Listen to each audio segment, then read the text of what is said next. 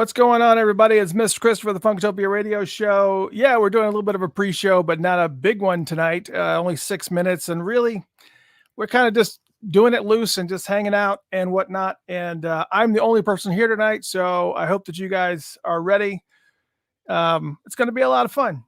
We had Jeff had an issue making it on this evening due to work schedule, and so you guys only have me tonight. So what's going on, Susan? It's One Nite Alone with Mr. Cjristopher is basically, that's what I should have called it tonight, but we didn't know that what was going to be the case. This is almost like the old days, back when we were, this is just like the old days. Cammy, how you doing? Susan, how you doing? Yeah, it's going to be a lot of fun. It's going to be just me tonight, just hanging out, doing whatever. And man, we got a lot of news to cover for sure. And but I want to give everybody an opportunity to come in. And Kiaria, how are you? And just get settled in, and then we'll talk about the news, and we'll just have a good time. And that's going to be our evening tonight. And we've been trying to do lots of scheduling and whatnot. I'm assuming that everybody can hear me okay. There's no problems with you hearing me right now. I'm assuming that everybody just give me like an okay in the chat room. It's a little bit different of a structure, so I want to make sure that we're all good. Arlene, hello, how are you? So yeah, we got lots of news to cover tonight. We're going to be thank you, Arlene. That's perfect. Gina, thank you so much. So, yeah, we got a lot of news to cover tonight. We're going to talk about some Endrecheri news. We're going to talk about, hey, Karina, how are you? We're going to talk about some Prince news. Not a bunch of news that you hadn't already heard, but we've kind of got a little bit of structure and stuff going on, and it's going to be a lot of fun. And just Silk Sonic. We're going to talk a little bit about everything tonight. Lots of cool stuff that's going to be happening. Give you an update on the app and everything that's happening there. And man, Susie, hello, how are you? It's just so much going on, and it's just been what we had last week off, and you would think that we would have been a little bit more prepared this week, but it's just the way that things happen, and the way that it's a nightmare. We are working on a really, really cool show, and on top of that, we've also talked with some folks to come on the show, and we can't get schedules meshed up, and so that's causing an issue. So somewhere in between there and also between this other show that I really want to do, and I'm really kind of excited about it. It's going to be a lot of fun.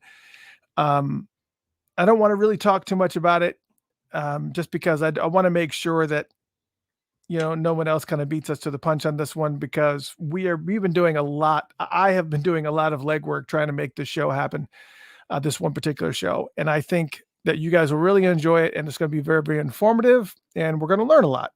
And, but it's taken some time to put it together and also get people willing and agreeing to do it. That's going to be the trick for sure. Donna, hello. How are you? All you fine folks in there, welcome. Welcome. There's no anything. As you can tell, I've kind of decked out in Prince this and Prince that, and a lot of Prince stuff everywhere in my office. Nothing new at all whatsoever. And yeah, so this is going to be old school tonight. We are a couple minutes in. This is just a pre-show kind of action, but we're only going to do a pre-show for about another minute, and then I'm going to break into it. And I wanted to make sure that we kind of got as much information as we possibly can. I'm also going to be keeping an eye on your questions, because I'm going to open it up to anything specific that you've wanted to know about, anything that you've have any questions about. We're going to talk about that tonight too. It's going to be a lot of fun. But yeah, a lot of cool things going on. Cammy still got a lot of stuff going on health-wise. I hope that you are going to continue to get better and start getting along and meeting those people that are going to be able to fix everything. I know you just had a lot of health issues, so prayers up. Also, before we start the show, before we actually get into it, huge prayers up. Hey Mel, how are you? huge prayers up to the folks in the Ukraine right now. I can't even it's just kind of seems ridiculous that, anybody's even doing anything like this show or anything else with all that stuff that's going on over there. Um, this whole issue with Russia invading Ukraine and kind of just bombing all these innocent people and it's just crazy. It's just doesn't make any sense to me whatsoever. Not going to be talking about that tonight. There's enough people that are talking about it tonight. Matter of fact, I think it may have already happened or is about to happen. I know that there's a presidential address that's actually going to be happening tonight, I think. Um, but there's nothing really that he can say that really makes any difference whatsoever. As far as because we're not really doing anything, we're just kind of just watching from afar. But I know that we've been sending some financial aid over to Ukraine and everything. So it's Carrie says in an hour. That's good. That's good. So we will actually see how things are. We'll actually see how things are going, and I'm going to make sure that I don't have any feedback and whatever. All right, let's go ahead and just get started, shall we? I'm not going to play any music. We're just going to go right into it. So I'll go ahead and do the hand signals for the video editing. So here's a hand signal for sure. Here's a hand signal. Welcome to Funkotopia Live. I am your host, Mr. Cjristopher. I normally have my illustrious co-host with me, Jeff Page, but he is not going to be in tonight, but that's perfectly okay. This is just like the old days. I was actually going through my library of like insane amounts of interviews that I've done over the years with Wang Chung and Thomas Dolby, trying to get Tears for Fears in here because I would love to talk to them. And I know that we're Funkotopia, so it's not really funk, R&B, or soul, but Thomas Dolby was funky. But I am also a child of the 80s, kind of sort of teenager of the 80s. I was born in 68, so I'm really a child of the 70s, but the 80s is where I really absorbed a whole bunch of music where it was really, which is obviously why I'm such a huge Prince fan. But it is what it is. It's perfectly fine. I love interviewing 80s bands, and we're working on that. That's not the show that I was talking about. If you were listening to the pre-show before, we got some other stuff that I've been working on as well. But I would love to get Tears for Fears on because I know they've got a brand new album that's out right now, and I'd love to talk to them. I heard that the brand new album is great. I haven't had a chance to sit down and take a listen to it, but I've always loved Tears for Fears, and I love their sound, and I would love to get all those 80s bands on here. I'd love to get the Fix on here. Obviously, you guys have heard me rant and rave about the Fix before, and Tears for Fears and the Human League and all those bands. I would love to just be able to kind of just talk to them. Be a lot of fun. So we are going to go down that road eventually, but for right now, it's just things that we're not doing. But tonight is Fat Tuesday. For those who do Fat Tuesday, it's actually I don't know all the history, but I know that it has to do with Lent and the fact that you have to go into a fasting or something like that. And on Tuesday, which is right before Ash Wednesday, you like gourd on a bunch of food. And I don't know what the whole story is, but it's Fat Tuesday. So welcome one and all. It's also March 1st. So we just exited Black History Month, and now we're into Women's History Month, which is the month of March. So we should probably do some things to honor women during the month of March. We did a bunch of stuff, and we didn't really attach it or label it as such as far as Black History Month, but it is what it is. We always talk about Black history here on Funkotopia, so that is the core of who we are, is just honoring the music and honoring the artist and the people that have made our lives so fantastic with the amazing music that they provide.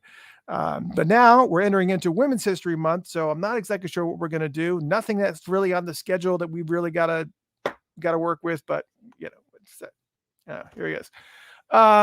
Yeah, I will be. Trish says, you are looking fly, Mr. C. Thank you so much. Yeah, I lost the beard and the mustache. I just did away with it just because I don't know what was going on. The mustache was just becoming too much to handle. So I just went ahead and just shaved it off. And I figured one of the reasons why I went with the beard in the first place was because of the fact that I actually had, um, my weight was one of the biggest issues. And of course, when you beard it's kind of like a fat curtain. I think I heard some comedian explain it like that. So anyways, I just went with this and kind of went with the long sideburns and whatnot, and like it. It's good. And I don't look 53, I don't think. I've seen some other people that are younger than me, and I think to myself, what the heck did you do to yourself? But I feel like I'm aging well. Anyway, Donna's birthday's in 11 days. Happy birthday, Donna. And listen, I will be watching as best as I possibly can. I will be watching the chat room. So we're going to have an open forum tonight. So if there's any questions that you have, feel free to ask them about any topics that we normally talk about. And if I have any answers, I'll be more than happy to give it to you. We're going to be talking about a little bit that probably if you have a question that I know that I'm going to be addressing at some point tonight, I will just say I'll be talking about that a little bit later. Just stay put. Yes, Andre has already mentioned Purple Yoda.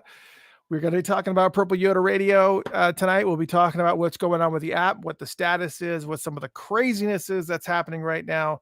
No, Andre, we will not have any sex talk going on. That won't be happening this evening. And again, I'm sorry I kind of let it pass by so quickly, but Donna, happy birthday in 11 days. Happy birthday. It's been amazing.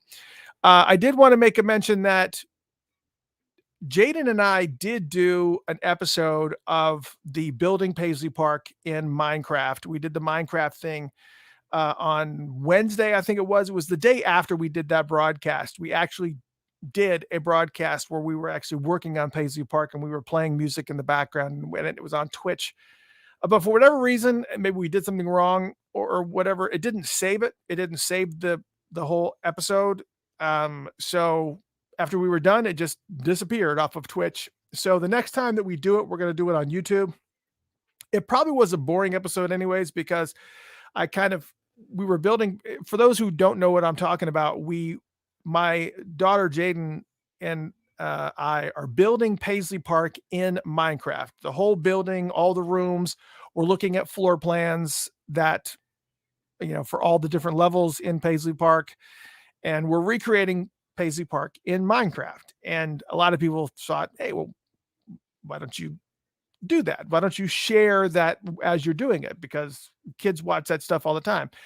Yeah, but the things they're watching, there's a lot of screaming and hollering and yelling and games and laughing. And, that's not really what's going on when Jade and I are just kind of building Minecraft. So I kind of had music playing in the background and of Prince, obviously. And we were just going around and setting up Paisley Park in Minecraft.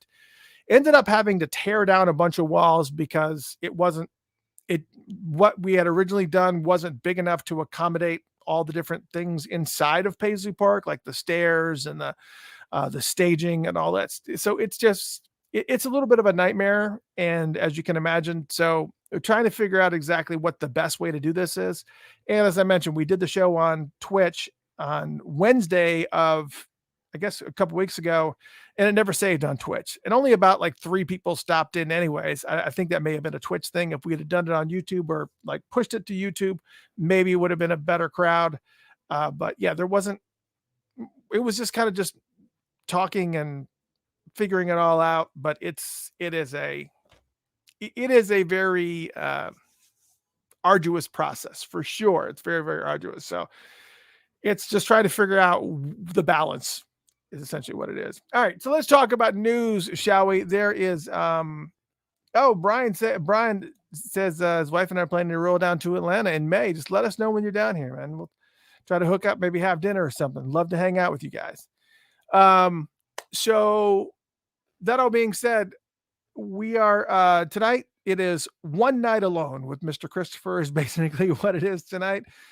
Jeff had some previous engagement with work. He's had to do some last minute work stuff, so he's not able to make it this evening. So it's just myself.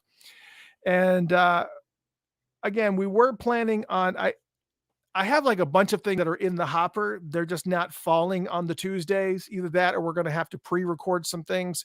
And there's also some talk about some Endre Sherry stuff. We're going to talk about that tonight. And this whole scenario with Purple Yoda Radio, for those that are wondering what's going on with Purple Yoda Radio, which is the 24/7 Prince radio station that we have put together, that is streaming right now, but there's not an app for it. And that's where some of the things that are going on right now is we're trying to build this app. And it is, it's we're going to talk about it. We're going to talk about it tonight, but let's talk about the news as we have it, shall we? I'm going to go ahead and pull this up right here just so you guys can see this, but we're going to start from the very, very beginning.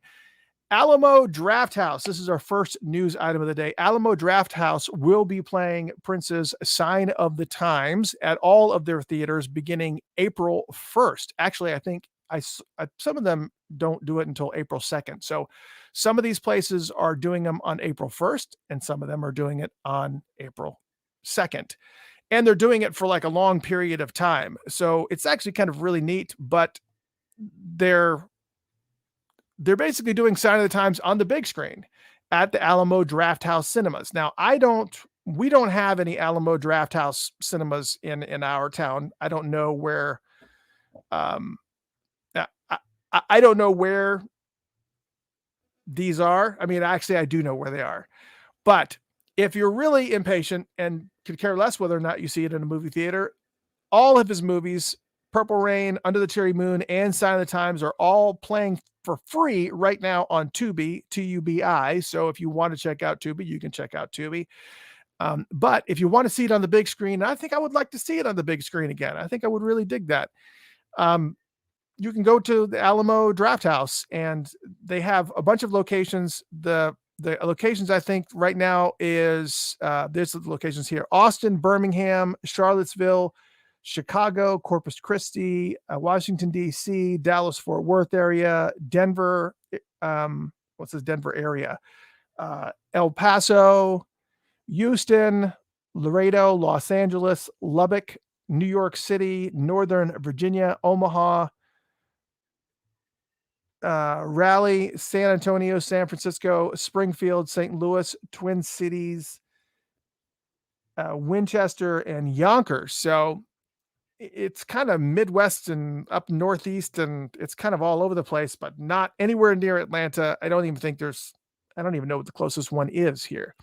If you have any of these places near you, you can check out Sign of the Times. It is actually going to be. Now, never mind the fact that they used a Purple Rain image for the Prince Sign of the Times movie. It's fine. We appreciate the effort for sure. But if you're definitely interested in seeing it, check it out. And it's going to be pretty awesome. If you've got one of these places, check it out. It's Prince's Sign of the Time. It's going to be right there. And again, if you don't have one of these places close to you and you want to see it, maybe invite a bunch of friends over to your house and watch it for free on Tubi, Tubi. They got all of his movies playing in there. Also, let's talk about something else that I thought was pretty interesting in this mix. And that was that apparently there will be a new James Brown documentary that is being created called James Brown Say It Loud. And it's going to be directed by Deborah Riley Draper, and is going to be executive produced by the Rolling Stones' Mick Jagger, the Roots' Amir Questlove Thompson, and Tariq Black Thought Trotter. Obviously, Questlove and Black Thought are from the Roots, and Mick Jagger, obviously, from the Rolling Stones, as I said. And they are getting together to make yet another documentary on James Brown. I thought it was interesting, but I don't know exactly where they're going to go with it. Some quotes that are kind of happening surrounding this project. Mick Jagger said, he was a brilliant performer who inspired me from the beginning and was deeply committed to the civil rights movement. I've always admired James and learned so much from him. And Questlove and Black Thought also added, the life of James Brown is significant not only to understand his immense musical impact, which inspires us and other artists to this day, but also for the deep and lasting impression he has had on American culture. Brown's life is a crucial and timely story of struggle, redemption, and self-identity, and we are honored to have the chance to share it. I guess my only concern is with this particular documentary that's happening with James Brown is that there's already been a couple of documentaries on James Brown as it is. It's already been done. not in also including the fact that Get On Up was done, which was a fantastic I thought it was a fantastic movie. It did take some liberties, I'll give it that, but it starred the late Chadwick Boseman, and you know, I thought the movie was fantastic. You know, we had Alan Leeds on a few months ago, if you guys remember, and they even talk about Alan in that movie because Alan was the tour manager for James Brown and also Prince as well. And so we got a lot of background stories and stuff on him. But on top of that, this is actually very, very cool. It's I love this movie. I thought it was great, and it's just it's just fantastic. But however, as I mentioned, this movie was already done. This documentary called Mr. Dynamite: The Rise of James Brown. And I don't know if you guys have seen this movie, but or this documentary, but it was really detailed. It gave a lot of background on James Brown's life and how he was raised and some of his, his parents, and a lot of interviews with a lot of various people, including Alan. And it's just, I just don't know where they're going to be able to go. And this, Mick Jagger also executive produced this one too, as you can see from the movie poster here. So again, that documentary was very extensive. So I assume there's going to be some new angle on this. I don't know. Kiaria says James Brown needs a better movie. Okay. I'll give you that. I don't know that they could actually make one. However, James Brown is kind of all over the map. He's just all over the map. And not to mention, he was also covered in this movie, The Apollo, this documentary called The Soul of American Culture. It's on HBO. This came out a couple years ago, but I saw it for the first time this past weekend. This was incredible. The background information on the Apollo and everything, that the history of the Apollo. If you've never seen this documentary, you need to check it out.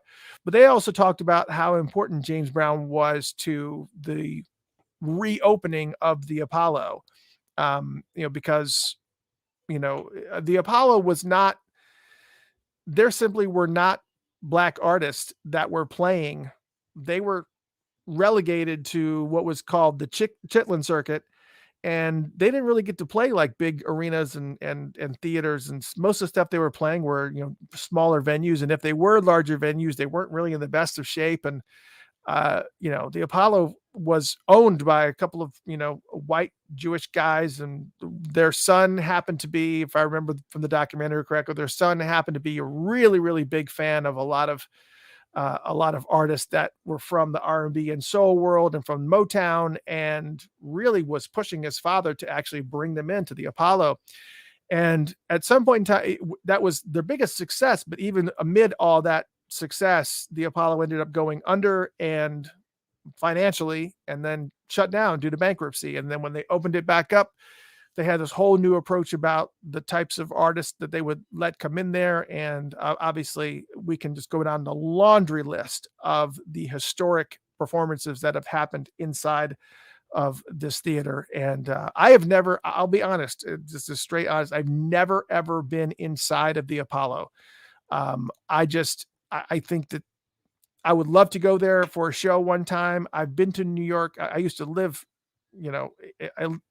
I lived there in very close in Jersey and everything, but never in the city, I've never went to the Apollo. There's tons of places that I don't think I've ever went in New York City. And it seems like every time I go to New York, I'm in and I'm out. And it's just, and Rodney was talking about the fact that the 1968 Boston concert with James Brown, a day or so after Dr. King was killed, was historic. Yeah, it was. And this whole, there was a lot of stuff going on that they actually covered that very, very well in Mr. Dynamite as well. But again, I'm really looking forward to this new movie, especially with Questlove's hand in it now, because Questlove has now got his director chops with he's done a bunch of different little things. He's had his hand on a bunch of different historic type of documentaries. The last one being obviously the award winning Summer of Soul, which if you haven't seen it, it's absolutely fantastic. It's on free on Disney Plus right now. Check it out, but it's really, really good. So we'll see. A new James Brown documentary is coming, and it is what it is. Speaking of which, on Rodney, let's talk about this Prince documentary here, because we're going to talk a little bit about some things that regarding, I don't know. It's we're eventually going to get to some rumors about this, but this is the Prince documentary for Netflix that we've kind of been hearing about since the beginning of time. I don't think it officially has a name yet, but originally it was supposed to be directed by Ava DuVernay, and she jumped ship for unknown reasons. But believe it or not, that was back in 2019 when she jumped ship. So now here we are 3 years later. Oh, not quite 3 years, about 2.5 years later since that announcement. And everybody's been looking forward to this Netflix movie because we've heard bits and pieces over time. One of the things we heard from Alan Leeds, who was on the show, I guess a few months ago, that as far as he knows, as it stands, it's going to be like a 6-episode thing on Netflix. So it's going to be extensive. So it's going to be probably about 6 hours worth of stuff. Another piece that we know that was divulged to us that we had to recant because it was not something. I'm trying to not tread on hallowed ground here. However, we do know that this is actually going to be a huge portion of this documentary is actually going to be in Prince's voice. Apparently, somewhere between his first and second album, or somewhere around, not in between, but around that period of time. Back in the Owen Husney days and Chris's days, back in the early days, there was some tapes that were recorded of Prince talking, and he was just talking about his life and talking about his history and talking about his childhood and kind of reminiscing and going back and forth. And these tapes were kept. So this isn't going to be a documentary that's going to be a bunch of talking heads and interviews like we're normally used to seeing with these types of documentaries. We are going to be seeing something that is going to almost be kind of borderline autobiographical up to a certain point, because, they're going to be tying together not only those audio things that they have, but also the interviews that he's done. They're going to be, people who actually dared to ask questions about his personal life. They're actually going to be bringing some of that information in. And obviously you're going to try to figure out some way to be able to craftily put it all together between those audio bits of his stuff. Plus on top of that, the interviews that he's done, you can almost put together this whole entire shebang in his voice, but you got to have those people that were there to tell some of the stories. And it's going to be pretty friggin' it's going to be pretty friggin' amazing. And the part where it's Prince talking about himself, that's the part that was divulged to us, but I guess wasn't supposed to be out in general public. So I won't share who the person is, but there's a person that was actively involved in all that. And on top of that, Alan also divulged that they were looking at the first quarter of 2023 for the release of this Netflix documentary. I don't even know who the director is for this thing, but apparently we are about a year away from this documentary hitting Netflix, and I'm really, really excited about it. We don't know all the details about what's going to go on or how much they're covering or what detail they're going to be going into. But we've had a lot of people that have had some feedback about, yeah, they've already talked to us, our interviews in the can. I know with some of the artists that I know, I think Andy Allo has already mentioned that she was interviewed and her stuff was in the can, Judith Hill. So all these people have already been talked to. Alan's already been talked to. All these people have already been talked to. And now they're just kind of piecing everything together that they have. And it's going to be really cool to see how it's all going to work out. and I'm excited to see it, but I'm bummed that Ava's not as part of it anymore. But it is what it is. And it's still on course, as Rodney has said. So we know that it's moving forward, and I think they're kind of any interviews that are happening now are just kind of just to fill in things. But we will find out. It's going to be very, very interesting. We're very much looking forward to it. I know all of you are looking forward to it. And if you want to hear what Alan had to divulge about that, you can look at the interview that we did with him a few months ago on YouTube, and you can definitely hear about that. And I brought up Rodney before, and some other people as well that are really, really close to this. All right, so we had we've been telling you guys about Parade and this deluxe or super deluxe or whatever deluxe edition of this is going to be supposed to be happening at some point this year. And where we have gotten that information from were some people that had, I said, were some people that had divulged this information to us, divulged other information. They've given us information about the 1999 deluxe. They gave us information about Side of the Times. I mean, they were calling this stuff way before any of these releases were dumped onto the public. And so let's just say that they have proven to be a pretty reliable source for some of these rumors regarding the Parade Super Deluxe that we've been saying is going to be coming this year. We don't know whether or not it's going to be a big shindig, or if there's going to be a bunch of lost tracks, or if Under the Cherry Moon is going to be bundled with it.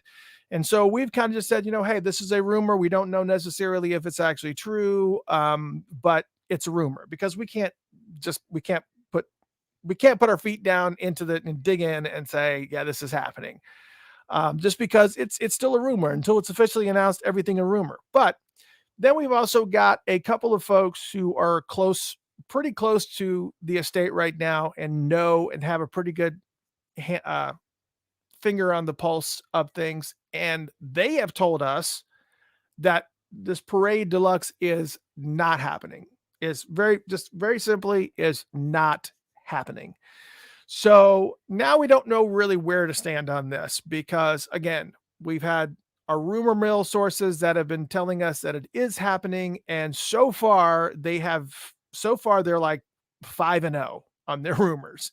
So when they said something's going to happen, it happened.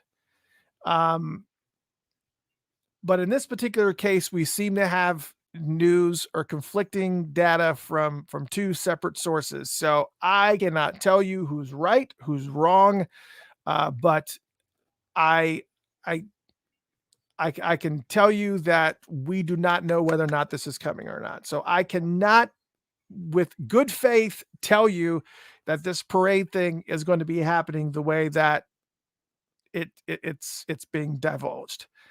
We can expect some very, very special releases to be happening this year for sure. Whether or not this will be one of them, don't know. Don't have any idea. I don't know what to tell you. All I can tell you is, let's just cross your fingers and hope that whoever's wrong, wherever you're hoping, just hope. I guess. I don't know. Anyways, I think the whole thing is kind of funny, because when you really look at everything that Paisley Park and the estate have been up to, a lot of people are still asking me about whether or not there's going to be a celebration this year. I think, and Rodney, you can tell me if you agree with me or not. I think celebration is not going to be happening this year. Obviously, we are officially now in March. Sometimes they would do it in April. Other times they would do it in June. I just have a really, really hard time believing that Paisley Park will do a celebration this close to June and have not announced anything yet, because people come from all over the world to come to the celebration. And I just can't see it as a reality. I would love to see it. If it does, we will be there. But it's just not happening. I know that Alfonso Star is doing his event, the Star Party 3. He's doing that event in April in Minneapolis at the Poorhouse. So if you do want to go and hang out with a bunch of Prince fans in Prince's town of Minneapolis, then absolutely go to that. It will be a lot of fun. Those star parties are always incredible. It's going to be a lot of music. Martin Kember is going to be there from Color Me Bad. There's going to be, it's Alfonso DJing a party. You can't go wrong. It's going to be pretty incredible. Rodney's asked if I'm coming. I probably will not be able to come in April just because I've got so much going on with, everything else. It's just a lot. It'll be a lot of fun. I wish that I could make it, but there really has to be some other things going on because it's very expensive. Atlanta to Minneapolis. It's not a cheap trip. So it is what it is. So all that being said, I hope the parade comes out in regards to Super Deluxe, but they really do sit on their announcements for sure. It seems like, I don't know. It just seems like, I don't know. Anyways, who's right? I have no idea. Let me pull up this video and tell me if you guys can hear audio or not. I don't know if you can. I'm going to share. I'm going to remove this for right now. And I'm going to share a tab and let me know if you guys can hear audio on this. I don't really want to play too much audio, but here's what I can tell you. This is actually today, March 1st, is actually the 9-year anniversary. Can you believe it's been 9 years? It's the 9-year anniversary of Prince performing on Late Night with Jimmy Fallon. This is obviously before it was the Tonight Show. Musicians of all time. Let me know if you guys are hearing audio. He's about to perform I have 2 songs for us that you can download at thirdeye. I can actually hear some of it. He will kick off a West Coast Let me know if you tour guys can hear some of this audio because that will Please actually welcome give me an Prince. idea. You can't actually hear the audio that's going on in the video. Perfect. All right. So this is obviously the 9-year anniversary of this particular I might have to turn this down somewhat too. I'm assuming that you guys can hear it, but I'm going to have to just pull down the audio quite a bit. But yeah, 9 years ago, this happened, which is pretty friggin' awesome. It was a great, great show. It's pretty amazing. And of course, this is obviously before it was, I can't believe it's been 9 years. But anyways, this was this night that Prince borrowed Captain Kirk Douglas's prized 1961 Epiphone Crestwood guitar. Because believe it or not, Prince's guitar tech at the time forgot the guitar that Prince was going to use. I don't even know if he's even. Hopefully, I just turned down the audio, so hopefully you can hear me now. Can you hear me better now that I turned down the audio on that video? Let me know if you can hear me better now that I've turned the audio down on that video. I'm hoping that you can. I don't know if it's. I'll wait for that. Okay, yes, you can actually hear me better. Okay, good. So, anyways, it's really, really cool that this is such a really cool event. But I will fast forward, and obviously at the end of this, right when he gets done, when he's playing, he takes the guitar, he throws it up in the air, and bam, just throws the guitar on the ground. This is not even his guitar. This is Captain Kirk Douglas's guitar, and at this point in time, the guitar is just feeding back and everything else. And it's just a little bit of a mess. And Jimmy's not sure what to do, if he should turn off the guitar or not. But it was actually a very, very funny. It was a whole thing. It was just really, really hilarious when that happened. And what was funny about it was Kirk was talking about it. He said the crazy thing is the only reason that guitar was in 30 Rockefeller Center. This is Captain Kirk Douglas from The Roots, the guy playing the guitar from The Roots. He said the only reason why the guitar was in 30 Rockefeller Center was because I was rehearsing for a Prince tribute at Carnegie Hall that week. Anyway, after the song is done, as I just showed you, Prince finished with some of the wah-wah feedback. He threw it over his head, as you saw, and then it smashed to the ground at the end, breaking the headstock. And Kirk said, I went through some complicated emotions in that very moment. Initially, it was kind of negative. After it happened, I had my guitar in pieces. He said, I went to Prince and I was like, hey, you broke my guitar. If you don't mind, could you sign it at least? And Prince looked at him and basically said, oh, I haven't signed anything since the 70s. So it was basically a no. It's basically what it was. So Prince took a picture. I mean, not Prince took a Kirk took a picture, and he put this on Twitter, and it says "Purple Pain" is what he had on there, and kind of showed some of the damage that was done to the guitar, and broke one of the tuning pins, and obviously, as I mentioned, it also broke the headstock there. And he said, a lot good came from that, though. A lot of artists who I admire reached out to me saying, oh, that was a really shitty thing he did. And saying, or they said, that guitar, I know exactly where you can get another one. He said that Jackson Browne reached out to him. The infamous Jackson Browne reached out with a listing of where to find another Epiphone Crestwood.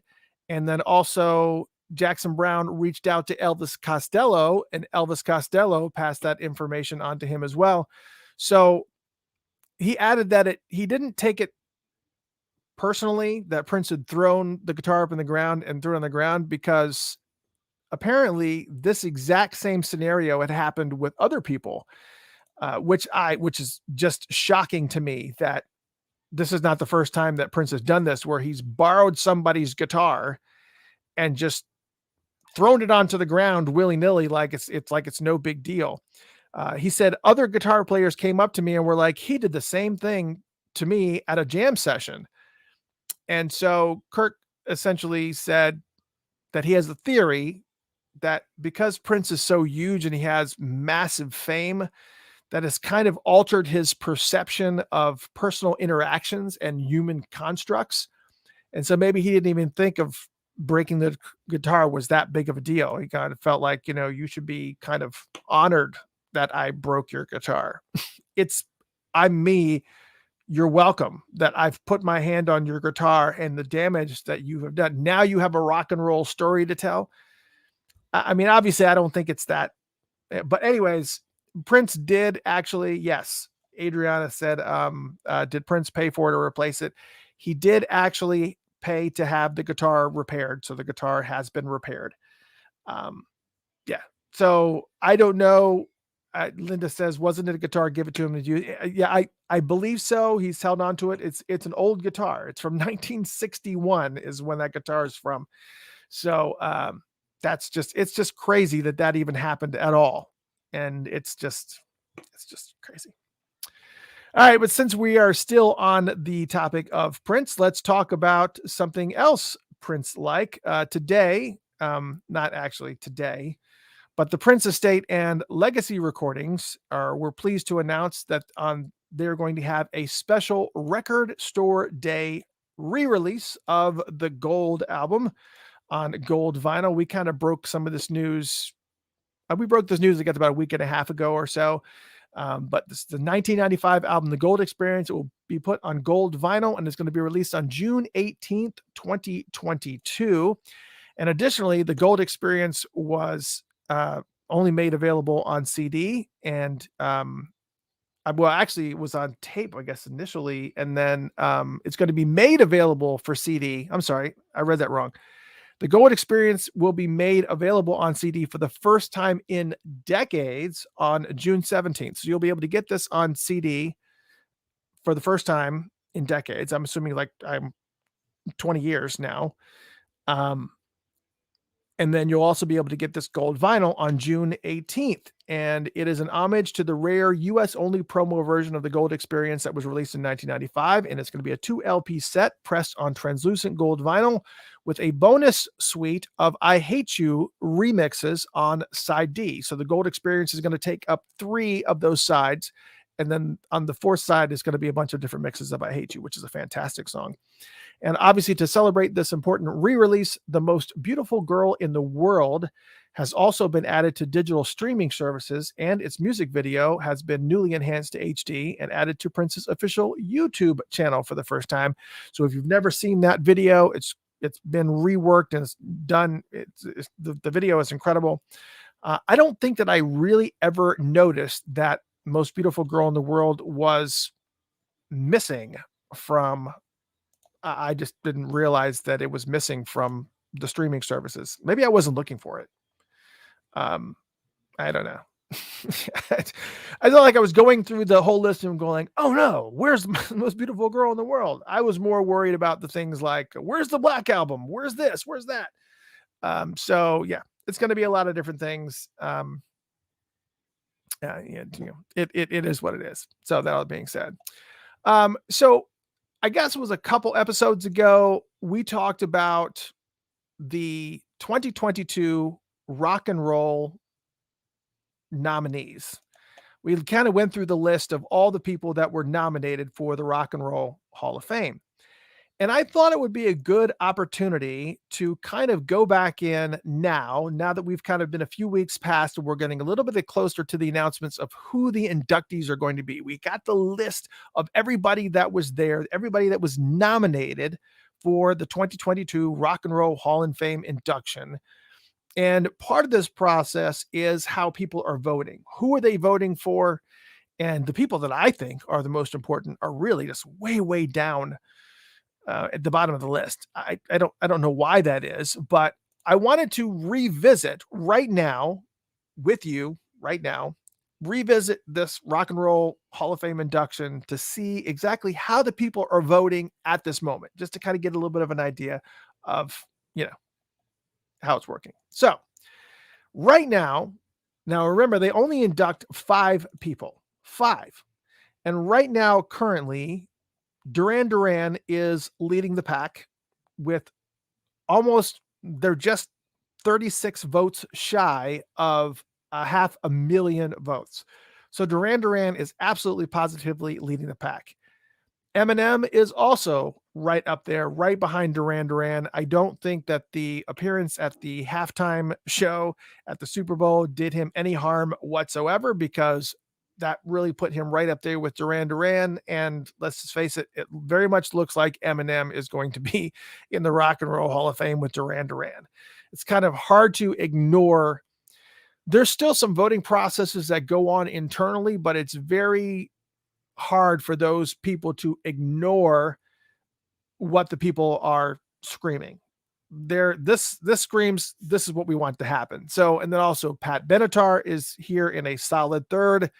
Dolly Parton, which I'm sure Jaden is very, very happy about. Dolly Parton sits very comfortably in 4th position, and then the Eurythmics in position 5.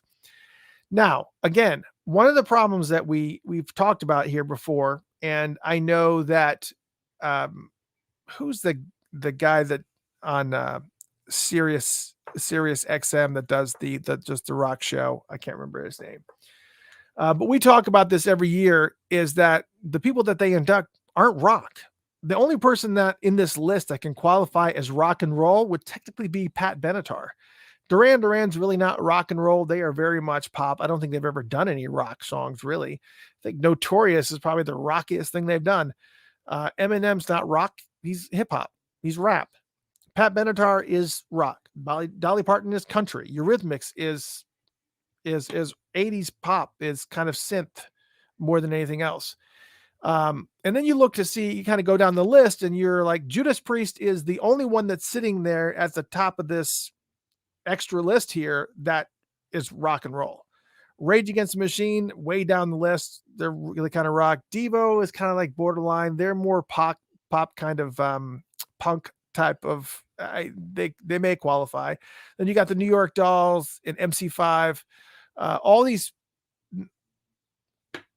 bands in the mix, and there's only like a few of them that you can really pick out and say, all right, these are, it's just crazy. It's just, none of these are rock. None of these are rock bands. I just don't understand it at all. It's really, it's amazing to me. I would like to see Judas Priest get in, just because it would actually validate that it's a rock induction. There's no rock here. If Pat Benatar is the rockiest thing that you've got for your Rock and Roll Hall of Fame, I think they need to retitle this. They just need to retitle it. Just call it the Music Hall of Fame, because that's reality. And we talked about the list of all these people that have been not nominated ever from the 60s and 70s, names that you'd be like, what? You can look at the last episode that we did. We talked about this. It's crazy. And I see some other comments. Yeah, I would agree. Brian was talking about the fact that he's surprised that Lionel Richie hasn't already been inducted. I would agree. I don't understand why Lionel Richie is not already inducted. It makes no sense why Lionel Richie's not in there. Their Commodores aren't even in there, which even makes even less sense. It's just, I don't know. It doesn't really make a whole bunch of sense as to what's going on as far as who's doing what. Dionne Warwick's all the way down the list. I think the one that upsets me probably more than anything is Fela Kuti. It's without Fela Kuti, you don't have neo soul, you don't have Afro pop, you don't have. I mean, he was one of the grandfathers of that whole movement. You just don't have that African. It's just it's the core. He's the grandpa. It's the fact that he's at the bottom of this list with only 40,000 votes is a travesty.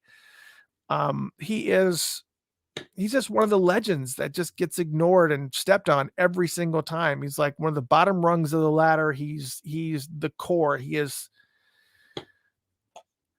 It just doesn't make a whole bunch of sense. But Lionel Richie doesn't make any sense either why he's not in there. It's just amazing to me. You've got 2,931,537 votes in here, and almost 500,000 of those are going to Duran Duran. Between Duran Duran and Eminem, that's almost half your votes right there of everybody that's voted. So there's something wrong with this process. I get it. I don't know what the right answer is. I don't know what I don't understand it. Everybody, there's so many people on here that had so many hits. I like Duran Duran. I've got Duran Duran. I've got like multiple copies of Duran Duran's Rio. Just one of these phenomenal acts. I pretty much resigned myself to understand that the Fix is never going to get nominated or inducted into the Rock and Roll Hall of Fame, although they absolutely positively deserve it. I think they're one of the best bands out there, and they are still playing to this day in their original format. All the members are still alive, which is insane. All of the members are still alive of the Fix. They're older, but they still jam. They still make music. I love the Fix. The Fix is one of my all-time favorite bands.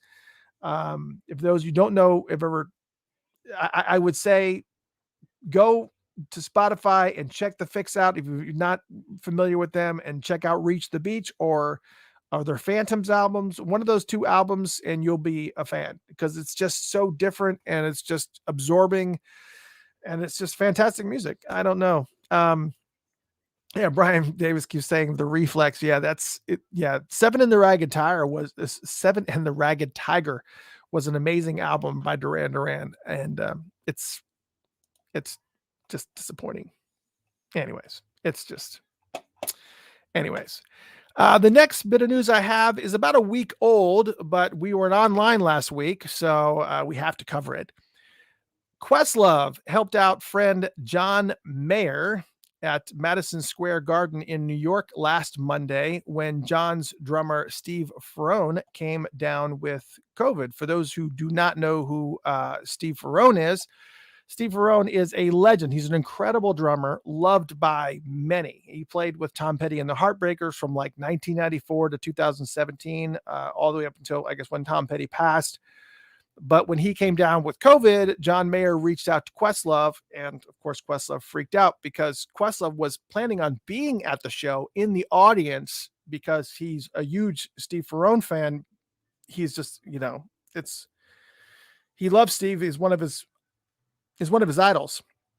And Questlove said, I checked my phone and he had a message that said, Ferrone got COVID. Can you sit in?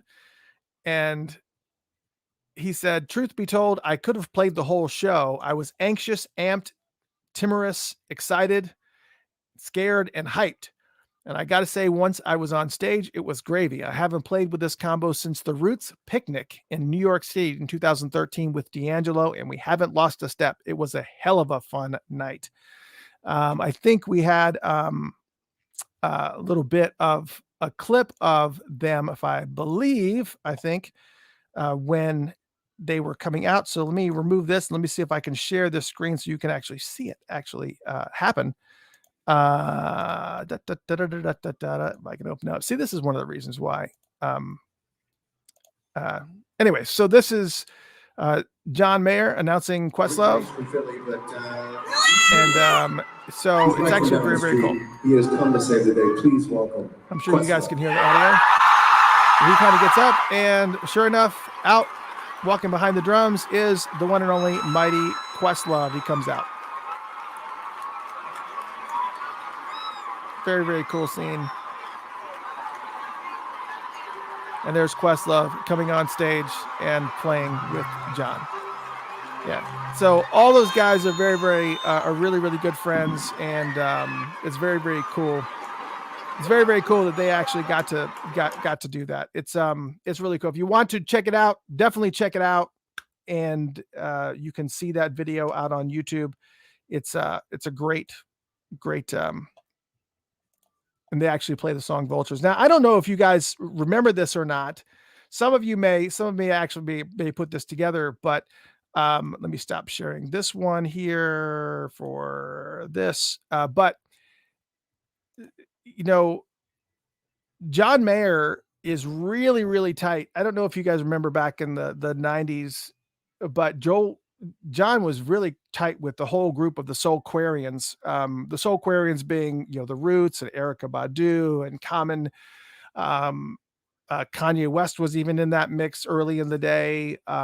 There was a Questlove was actually very, very brilliant because he did things very, very similar to how Odd Future did things, with kind of pulling in all these individual artists that kind of added to the whole, like they pulled in the internet, and then they pulled in, they create groups, very, very similar groups, and they travel and they all help each other out, and they all play in like these same festivals, and they just kind of just travel around.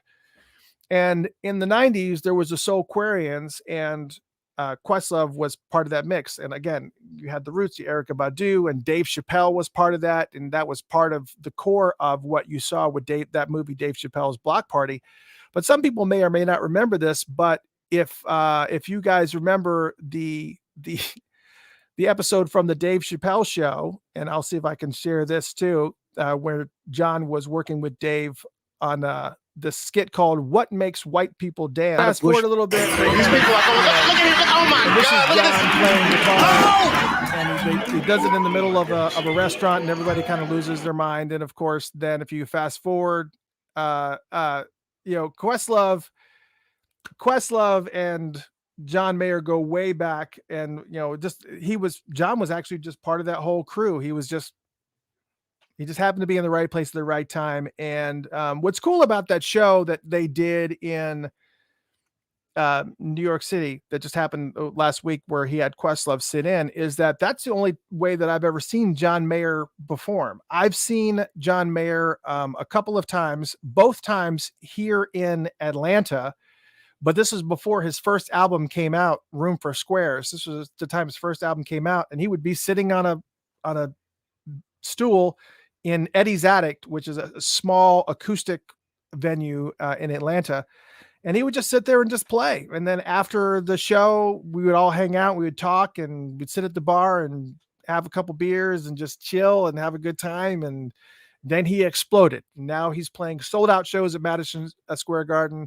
And I'm glad that he kind of got back into the mix with all that stuff. But it's really, really cool that him and Questlove are still staying connected, and that Questlove was able to do that for him. That's actually really, really cool. The whole crew is obviously still friends to this day.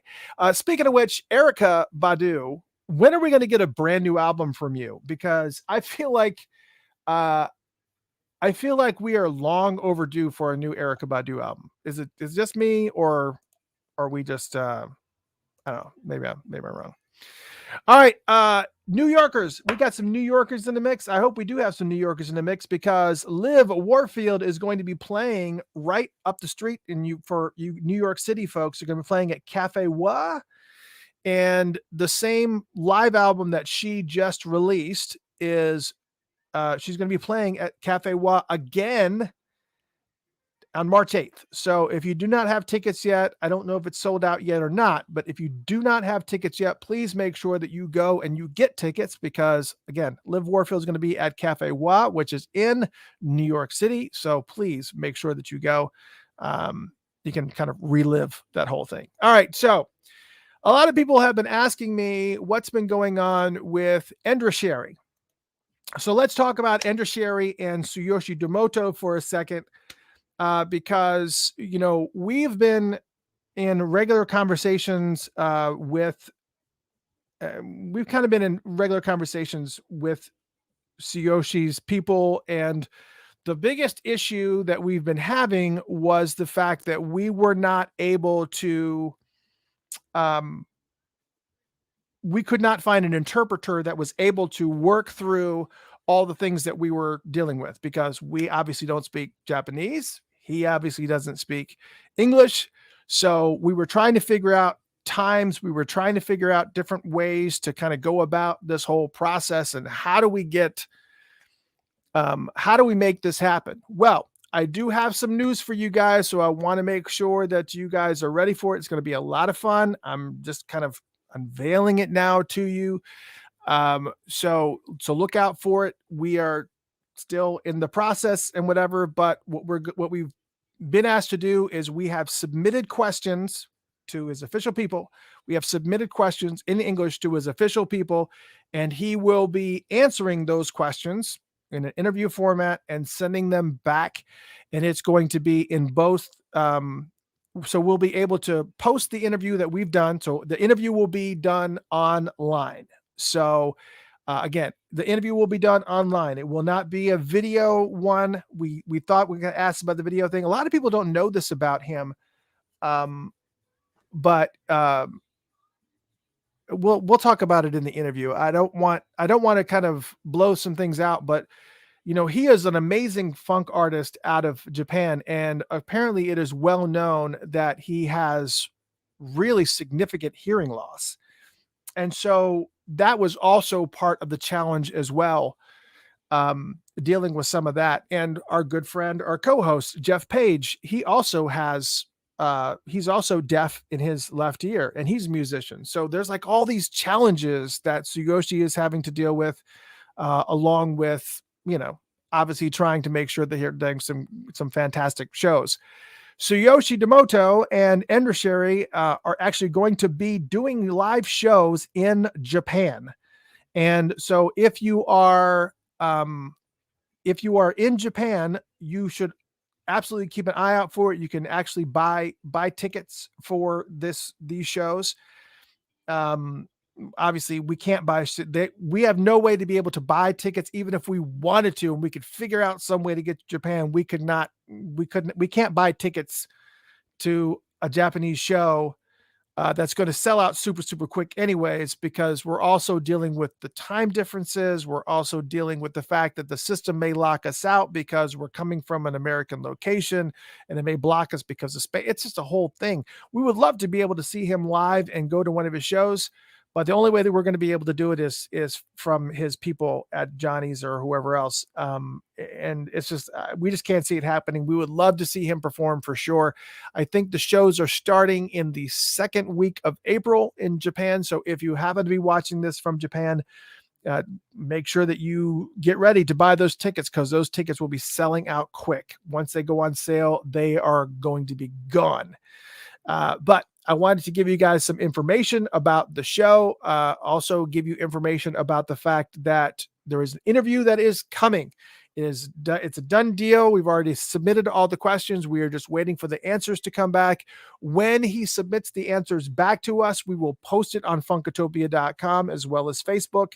But you are going to be able to see his answers both in English and also in Japanese as well. So we're going to be able to cater to both of the audiences from here in America and overseas. And I'm so looking forward to this. This has been a long time coming. It's just been great to have, to even be acknowledged by the great Tsuyoshi. So we love the fact that he's willing to do this interview. And once we get the answers, we will post them, and it's going to be exciting. And I'm hoping that you guys are ready for it, because it's going to be pretty friggin' amazing. And I'm looking forward to it. And I hope you are too. So there, I'm sorry for all you fine folks that waited online for Endrecheri news. That's what I have for you. There's stuff coming interview wise. It's going to be a in print though. It's not going to be video, unfortunately, but it's coming, and get ready. It's coming. I'm so, and let me also take this opportunity to thank all you amazing Endrecheri fans, because let me tell you, our Twitter feed is just our Endrecheri fans have blown up our Twitter feed. You guys are unbelievable. Tsuyoshi Kun has just he has some really hardcore dedicated fans, and they are the best fans. I only wish that Funkotopia had the amount of fans that Tsuyoshi has, as dedicated and as passionate as they are, because it's going to be great. I'm looking so looking forward to getting this interview, and thank you guys.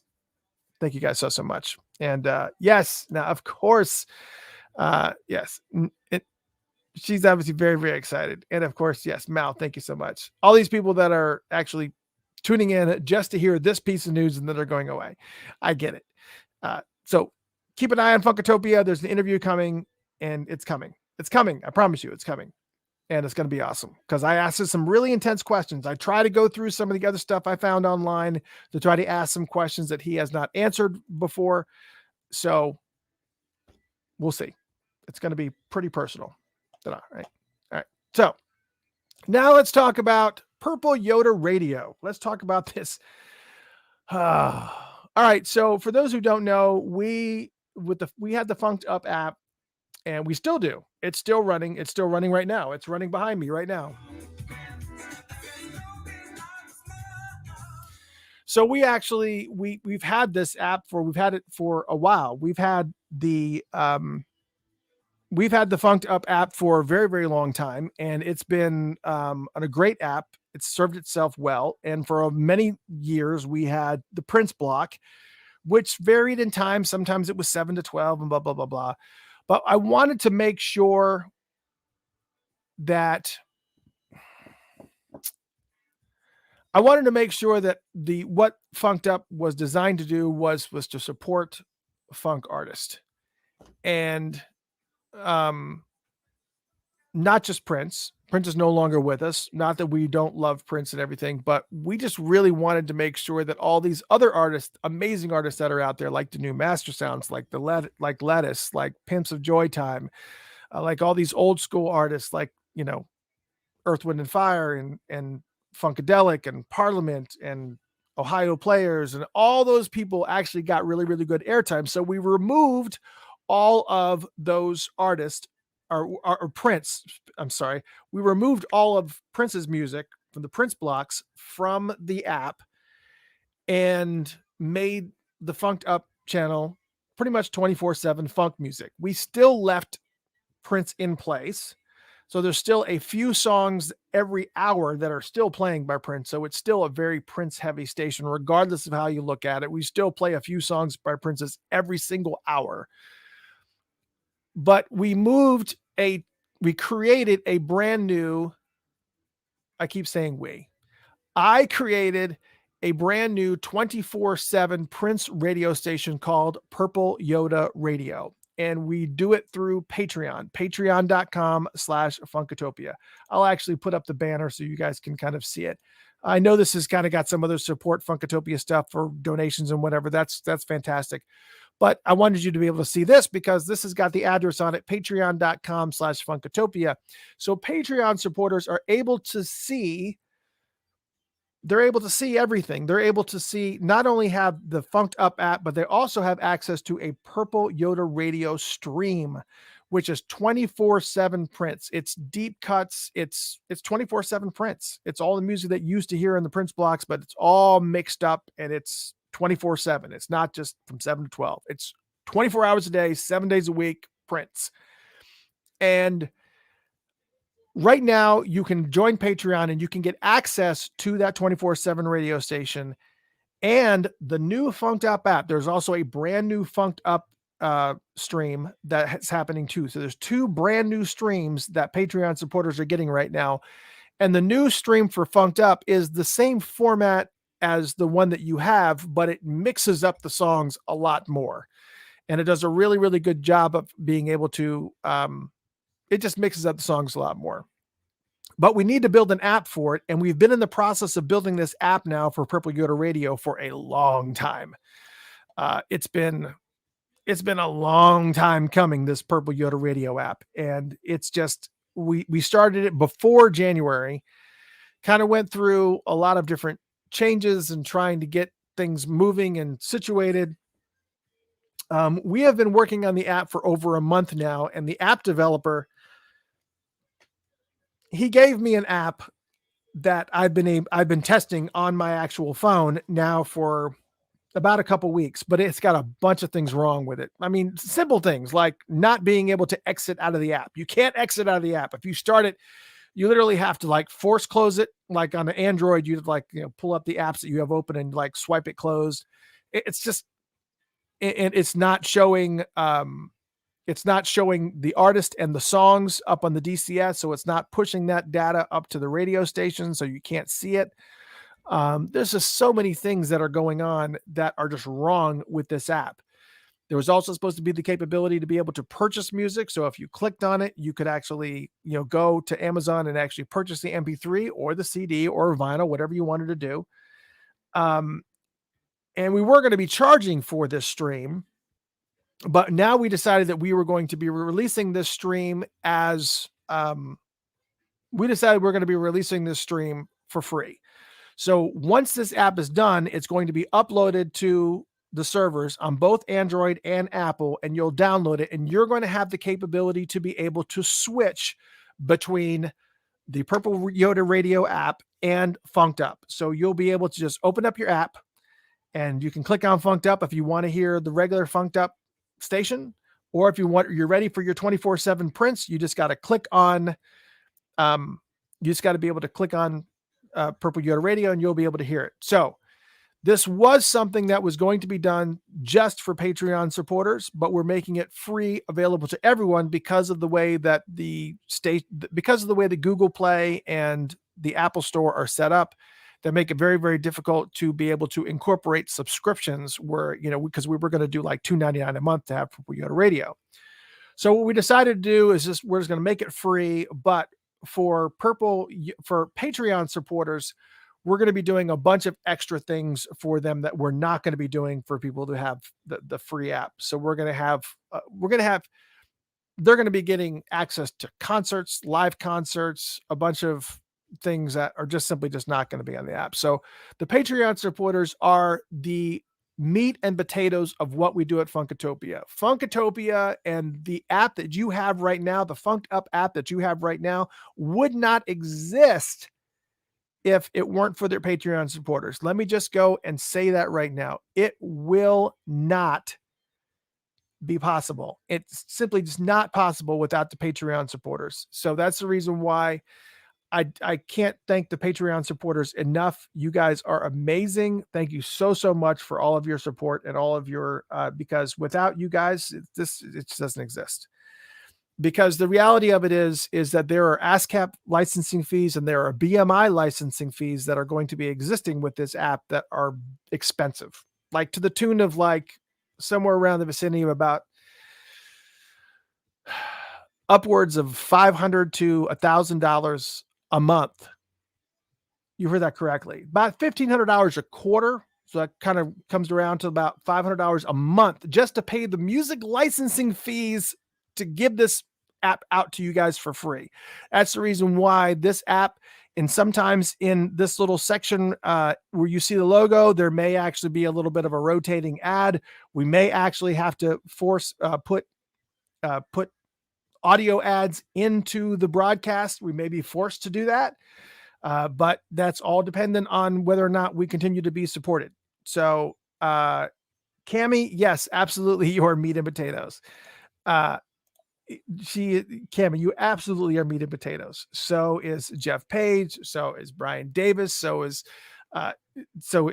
John Frost. All you fine folks that have been contributing via Patreon. I cannot thank you enough. I want to make sure that you guys are always taken care of. I still got to send out those coloring books that I'd shown.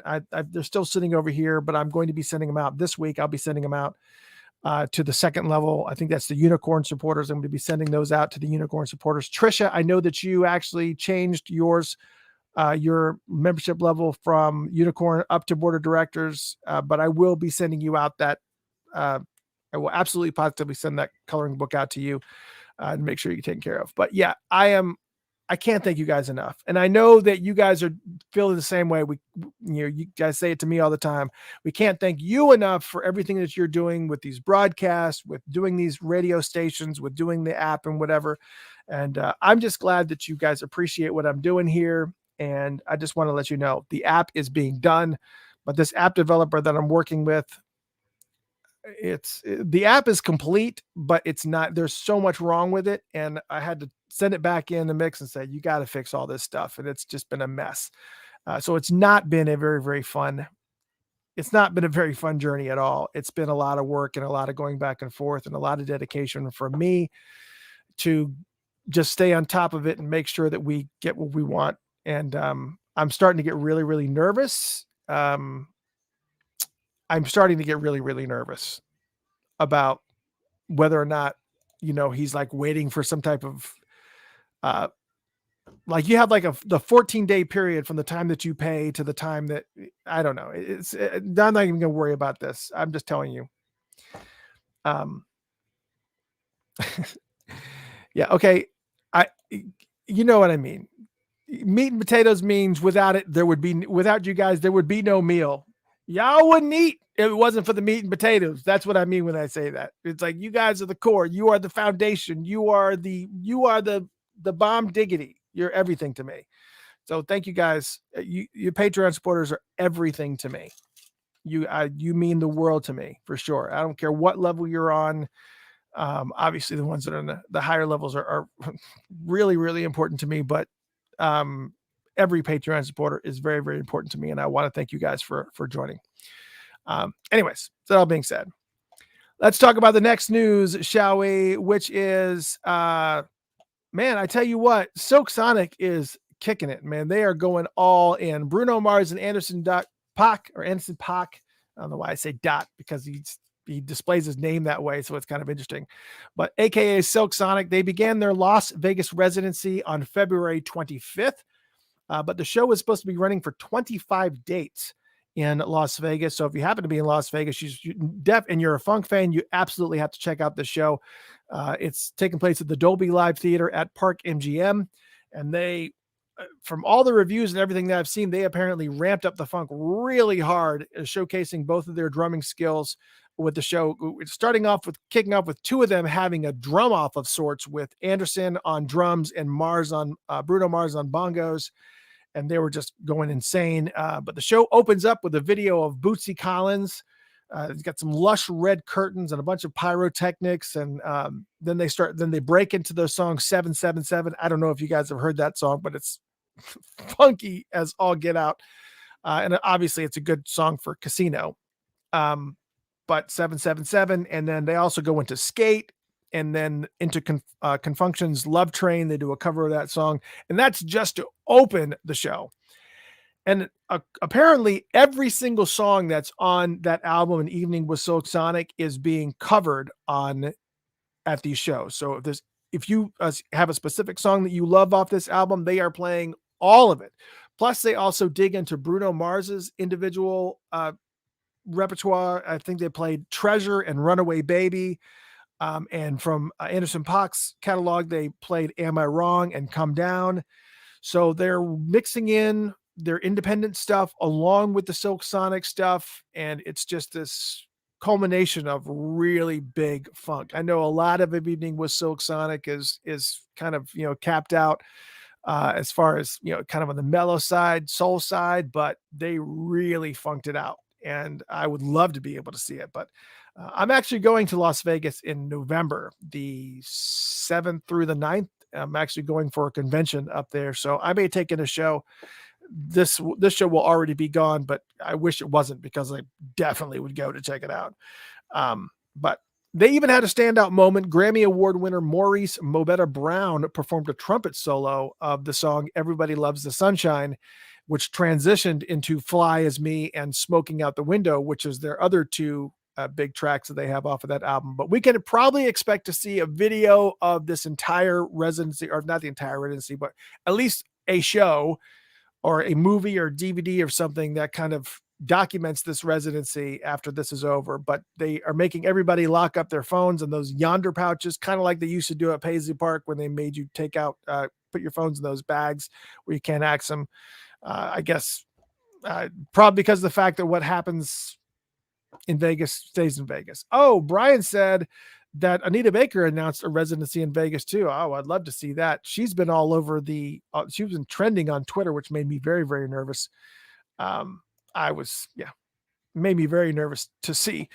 Whenever you see somebody that's kind of getting up there in age, especially after they cross over 60 or cross over 70, I'm creeping up there, but it just seems like all the legends are dying young. And so Twitter terrifies me because you see these posts of somebody's name that you really, really like. And you're like, oh no, don't. And you go click, God, okay, good. It's nothing. It's all good.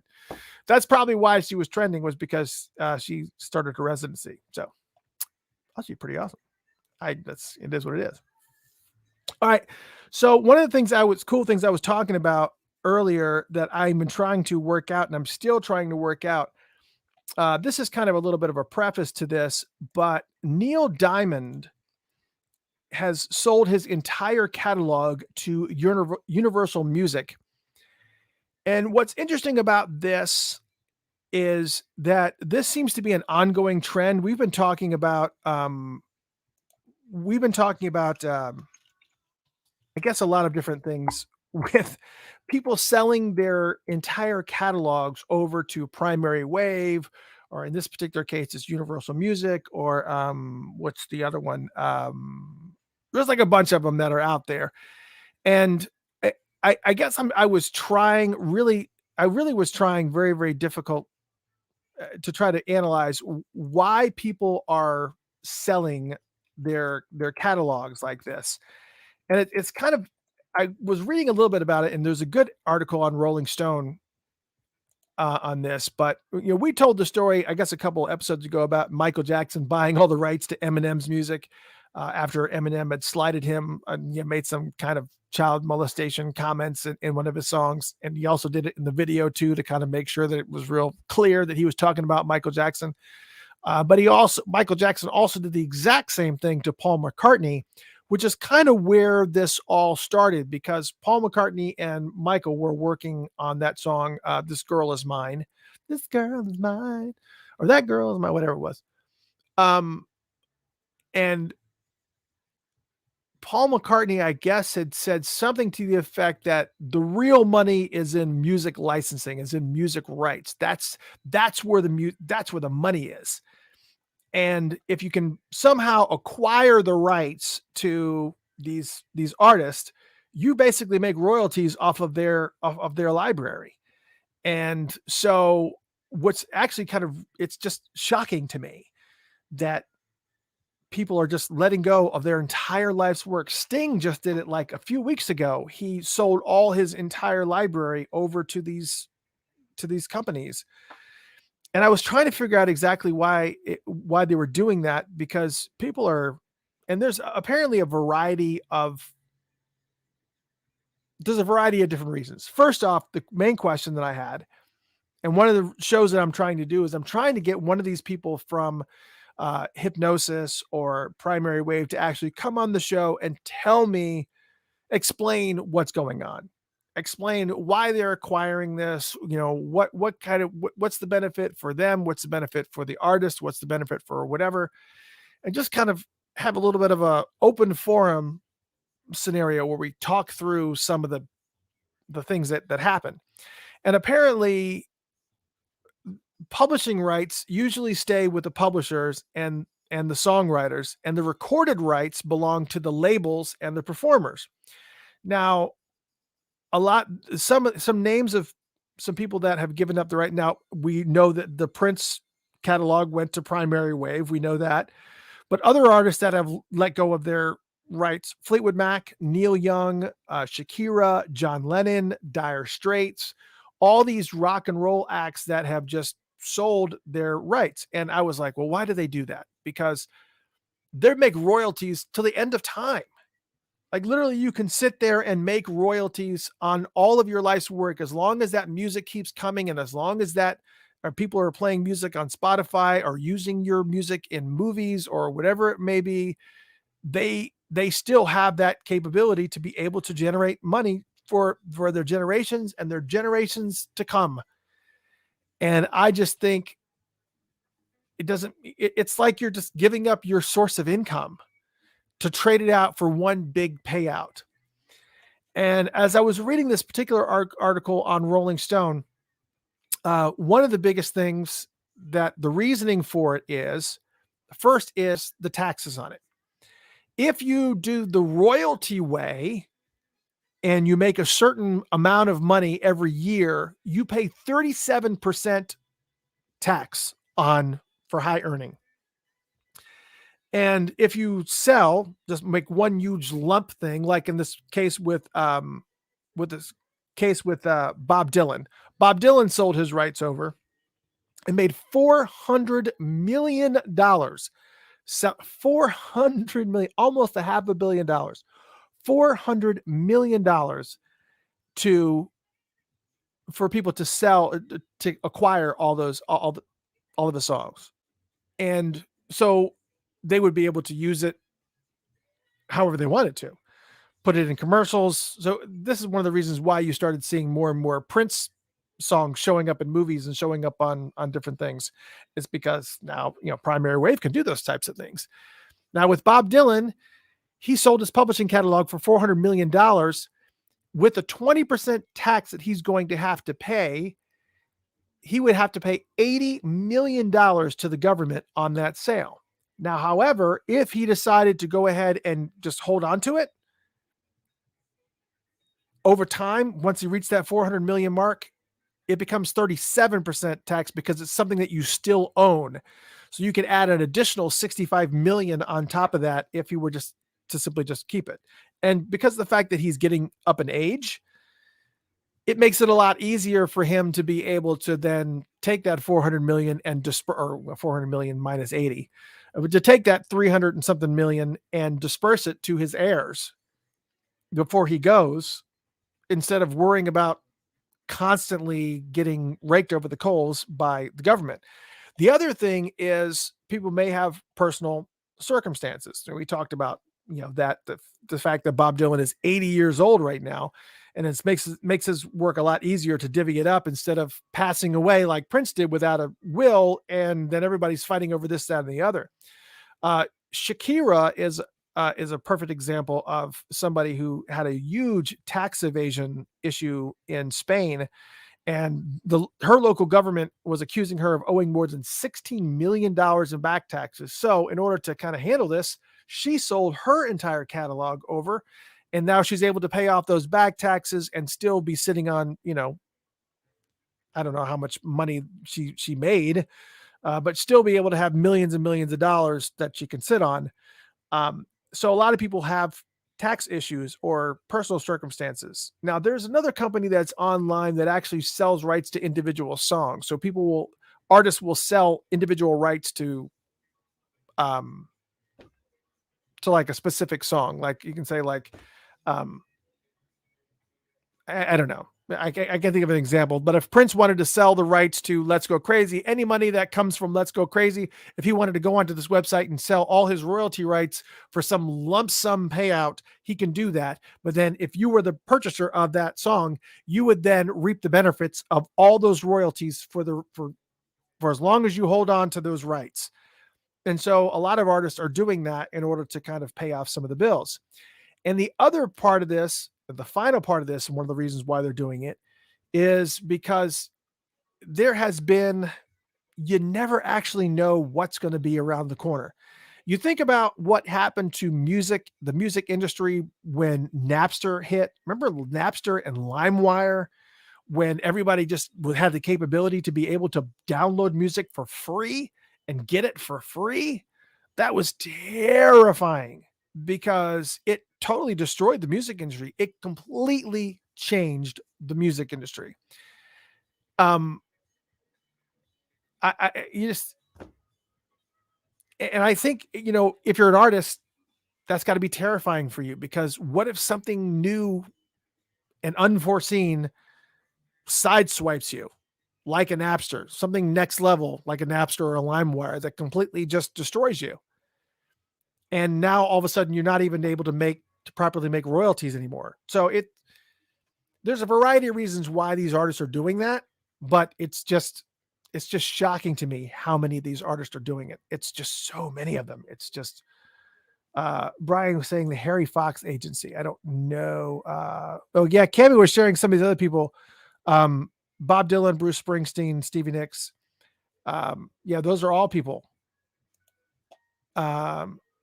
Kiaria, did we not learn anything from Prince?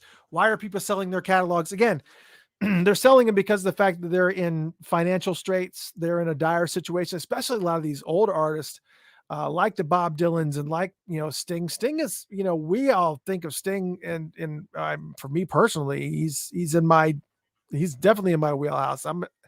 I was born in 68, so I'm a child of the 70s and a teenager of the 80s. And so he's completely in my wheelhouse, but I got to be a little bit realistic. We can think about the same way with Prince. If Prince were alive today, he would literally be 63 years old. Prince would be 63 if he were still alive today. So he was getting up there in age, and you got to start thinking, the radio stations are not playing these old artists anymore. These artists are making their money from Spotify, making their money from the music that gets pushed out to used on the TV shows and on, Euphoria is a massive show for HBO. Matter of fact, they had their season 2 finale last night, but a lot of people don't know this, but musicians fight to be able to submit their music to that show, because just the ability for that song to be played during an episode where millions of people are watching creates a huge wave of volume of sales for that artist. It's amazing how music being used in TV shows and movies really, gosh, it just pads the crap out of people's pocketbooks. So I think people are really in a scenario where they have no choice. They really want to make sure that, while I'm here, I want to get this situated. All right. My entire life's work for Bob Dylan, my entire life works almost worth $500 million. Okay. I'll take that. I can take that $400 million now. I'm going to have to pay the taxes on it. But okay. So after all is said and done, about $320 million, I'll be able to disperse, just to even take $10 million and be able to put it in 30 people's account, and you still have $20 million left over. You could really set your kids up for generations to come, as long as they don't have, dipshits in the family that are just going to just spend it all in one fell swoop. So, in Shakira's case, I'm positive that her buyout was not $400 million. It may have been somewhere around the vicinity of maybe 80 million, maybe. Let's just say that she sold her entire music catalog for $80 million, and she had to pay that $18 million in back taxes, add another 10 on top of that, $28 million. She's still sitting on about 60, somewhere between 50 and $60 million that she's still sitting on.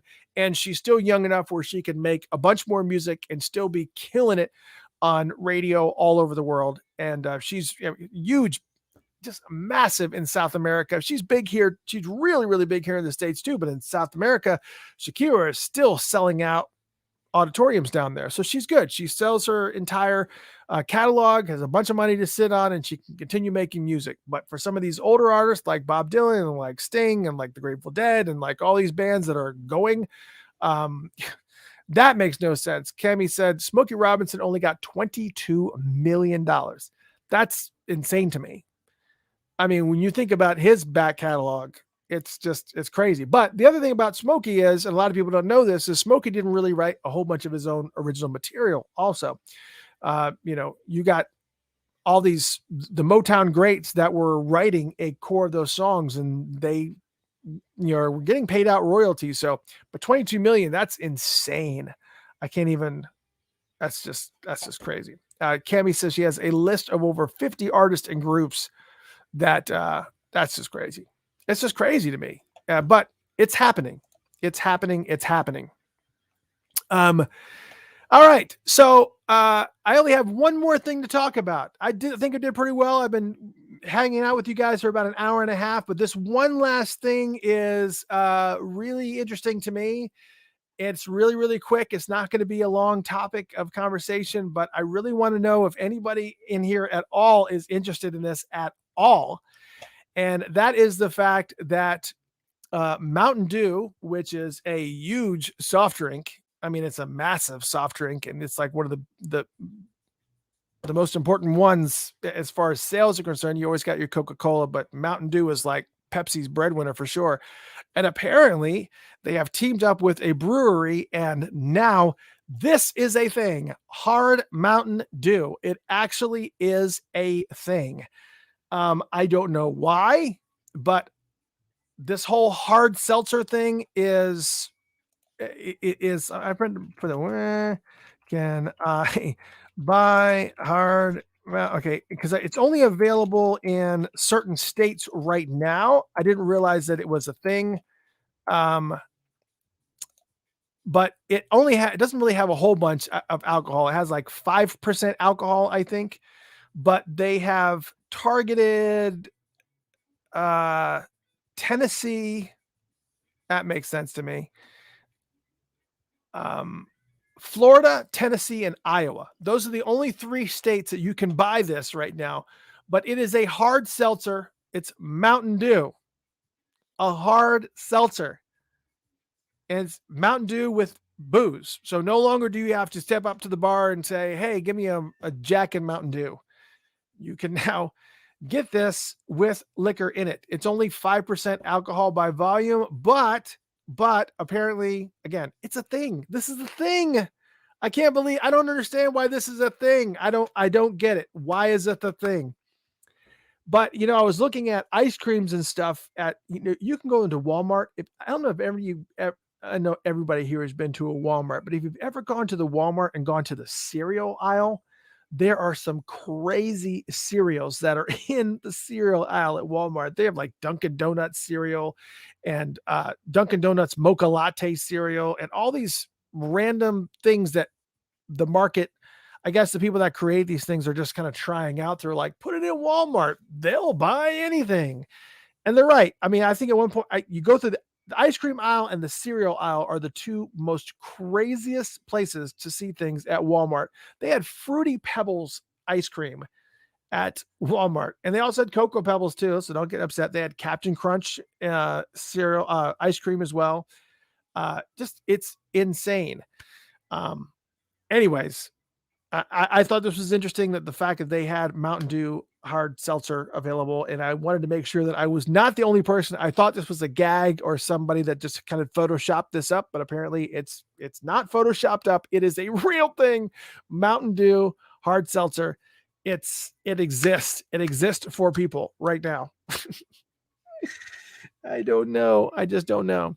Anyways, so that is all I had for the show. But if you guys have any questions or whatever, please feel free to go ahead and ask them now. If there's anything specific that you wanted some answers to, I'll be more than happy to take some questions right now. But what I'll do at this moment is kind of do a little bit of a recap, not of everything that we talked about, but some of the things that are a little bit more specific to, I guess, the show. The Alamo Draft House. Remember, you go to drafthouse.com. The Alamo Draft House Cinema is going to be playing Prince's Sign of the Times at all of their locations starting on April 2nd. I think some places actually started April 1st as well. But you can actually see Sign of the Times on the big screen at their cinema, and you can eat there and do everything else. So that's kind of cool. They have a bunch of different locations, but just go to drafthouse.com and you'll be able to see some info on there. The other interesting thing is we were obviously talking about the fact that this Purple Yoda radio app is coming. He's actually working on it.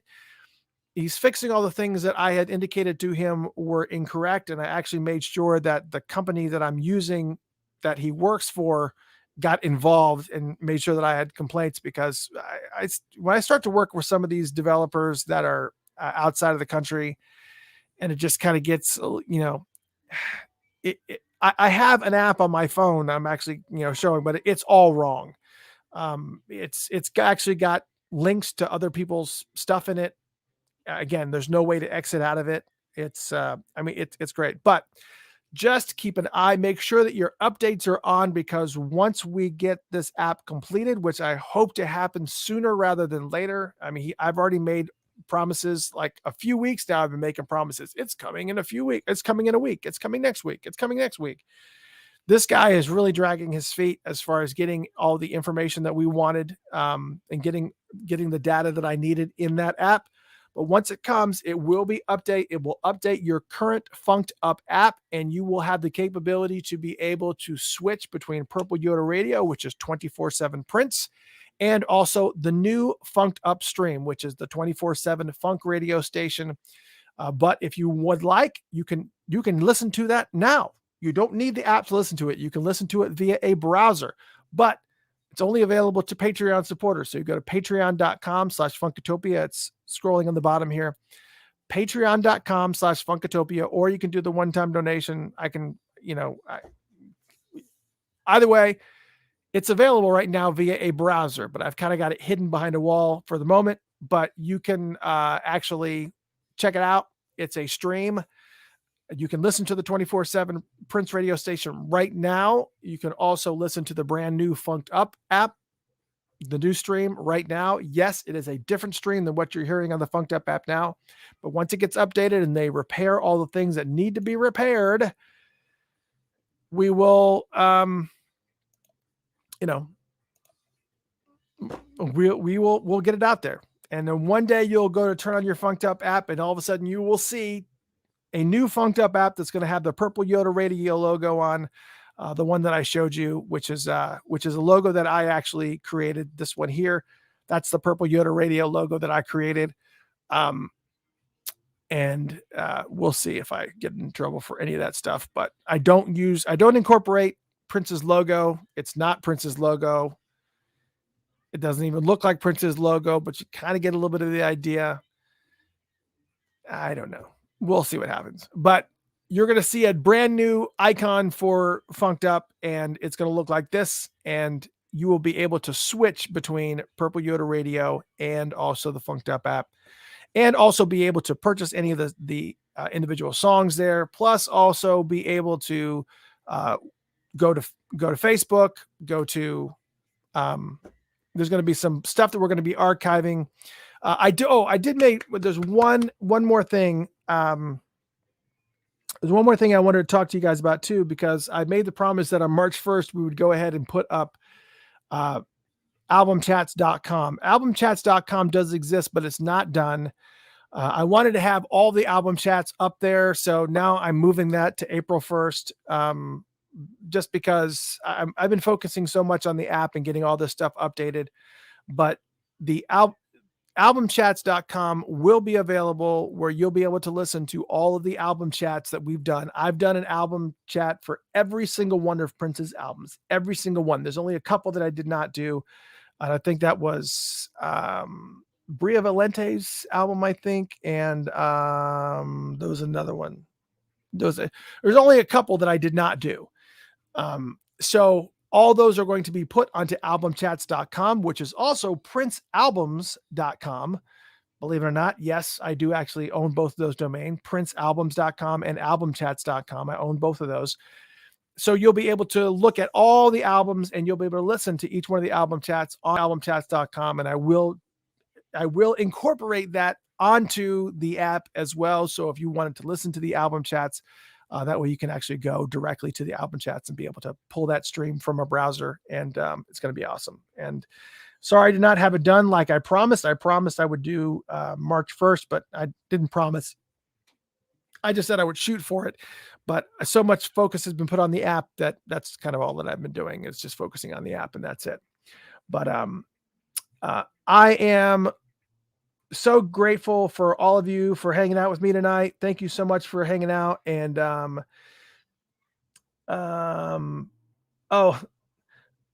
Cami says we need to have a birthday party for her. She's our producer. Coming later with any special guests, drinking games. What date does your I hope it falls on a Tuesday. What's the date, Cami? What day is it? March what? Let me know, and I will look at this. But I've invited so many people onto this show, and I've reached out to so many people's managers and agents and trying to get people on the show that it's been very, very tricky. Yeah, your birthday falls on a Saturday this year, so might be able to have a belated one, or maybe one early on the 22nd, or a belated one on the 29th. We'll just see how it works out. Maybe we can get like a special guest and guest on, but I'll make sure that I put it on my calendar. I'll make sure that Jaden has it on her calendar. She'll probably let me know anyways. So all that being said, thank you guys so much for joining us once again. Yes, there's well, you said no response to questions. I didn't actually see any questions. Oh, I did see Adrian, your question here. Why don't you consider charging a small fee for the new apps? I could do that.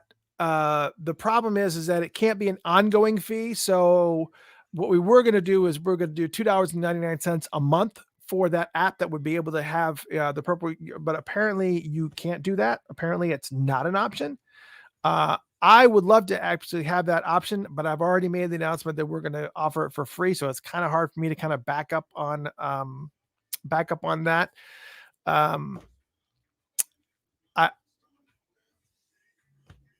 I'm trying to hope that people will do the right thing and that they will join Patreon and help support it, where we don't have to make people pay for it, that we can let them continue enjoying it for free. It's not like Spotify where you can choose any songs that you want. You have to listen to whichever's in the playlist. If we gave the people the capability to be able to switch between songs, then the expense involved with that is insane. So that's the reason why we got to stick with the specific playlist, and it's already a huge hassle. Would I consider doing a small fee for that? Maybe, but the only problem is that if I did that, I would also have to upload it as a brand new, different app other than Funked Up. It would have to be a totally new thing. And I don't really necessarily want to do that, just because I think we're just going to just make it free and then hope that people will continue to join Patreon.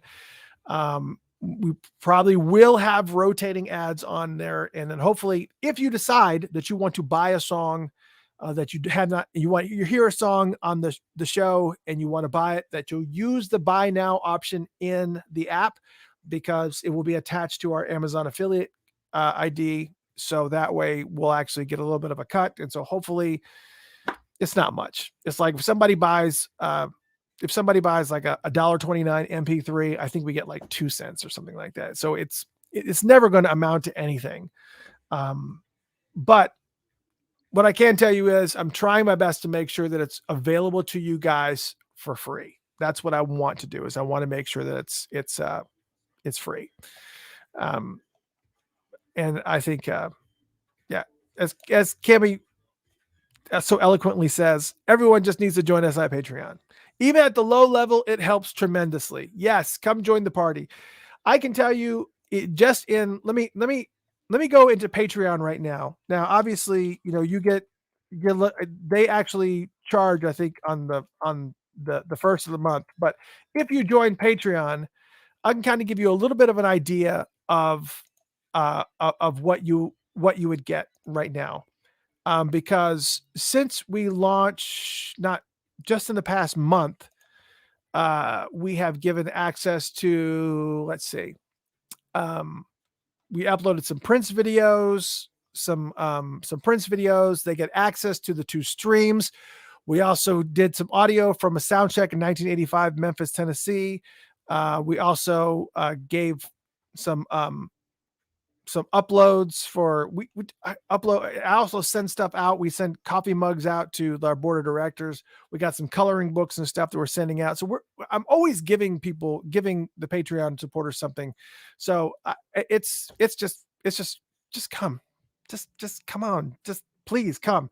We can make this We can make it so that it's great. We can help to get some new Prince fans and just continue building his legacy, and also help to establish some of these old school and new school funk artists.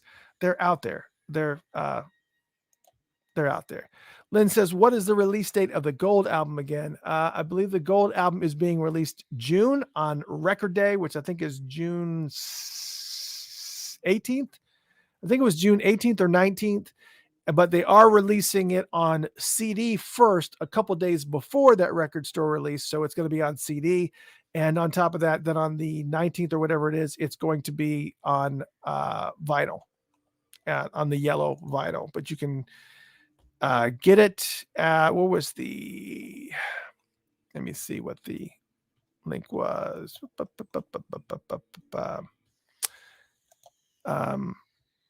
Let's see. Well, if you go to facebook.com/record store day, you'll be able to see all the releases that are coming out that day. And there's actually quite a bit. It's going to be pretty, but again, a couple of days before that, they're releasing it on CD. You'll probably be able to get it from the Estate website or from the Prince store, which is store.prince.com. A variety of different places.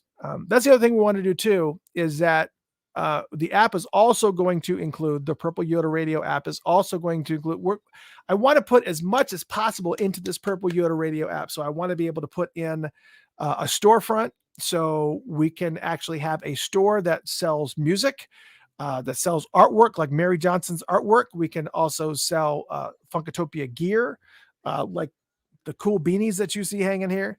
This is a Funkotopia beanie here. Different types of things that, maybe some independent artists would like to sell on the store. We could try to work something out and just we want to be able to do a variety of different things, give you the capability to be able to have a buying experience, be able to view these shows, not necessarily via the app, but be able to click on the app and be able to take it into the Facebook app and see some of the Facebook Live stuff right there. Have access to the album chats so that you can actually listen to the album chats, through the app, it's just, there's going to be a lot of things that are coming. I'm just trying to make sure this app is exactly what you guys want it to be. And, it's quite a process for sure. It's definitely taking a lot longer than I would expect. I did look for another alternate developer, that's actually based in the US, and he wanted like $6,000 to make the app. And I'm like, are you kidding me? So I'm almost literally at a point where I'm thinking I might go to Udemy, and teach myself how to make mobile apps and just do it my damn self. That is where I'm at right now, is I'm just like, you know what? Screw everything. Let me just figure out how to make it myself, and I'll just make it my friggin' self. And I can put everything in it that I want to have in it, and it would be a huge learning curve, but it's not like I'm not pouring my heart and soul into it as it stands anyway. So what's the difference? It's just, it's a lot. I'm trying to make Funkotopia the go-to place for artists that are in the funk, soul, R&B, neo soul, this realm. I want this to be the first stop that they think of when they come here. That's my dream board. That's on my dream board. So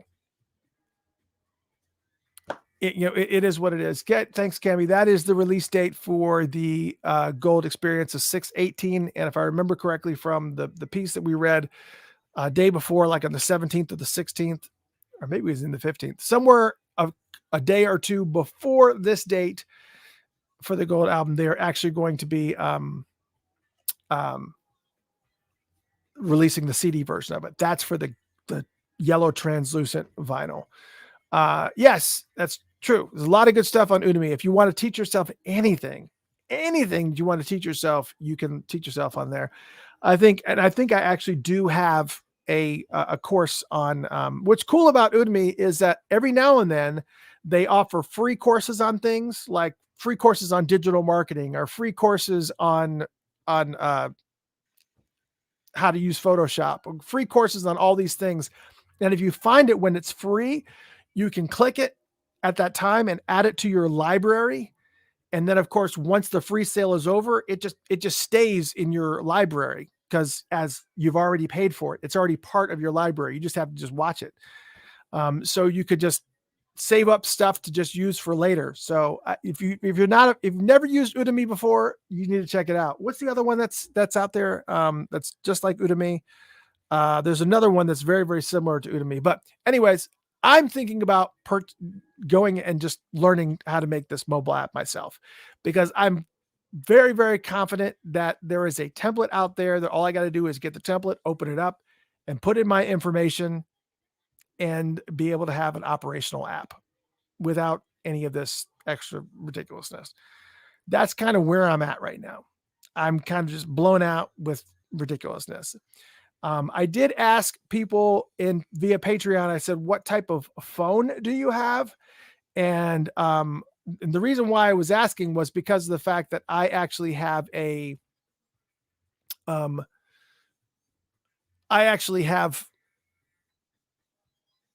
have an Android phone. I have a Pixel 6, the brand new Pixel 6.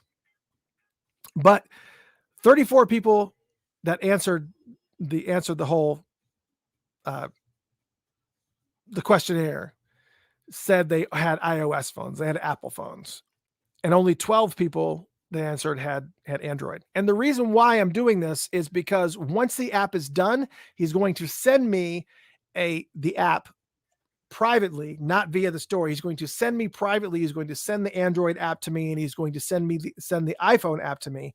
And then I am going to give it to the Patreon people first so that they can actually install it on their phones and test it out and run with it and check it out. So if you're a Patreon supporter, you're going to get this app before anybody. You're going to have that app on your phone before anybody in the general public has it.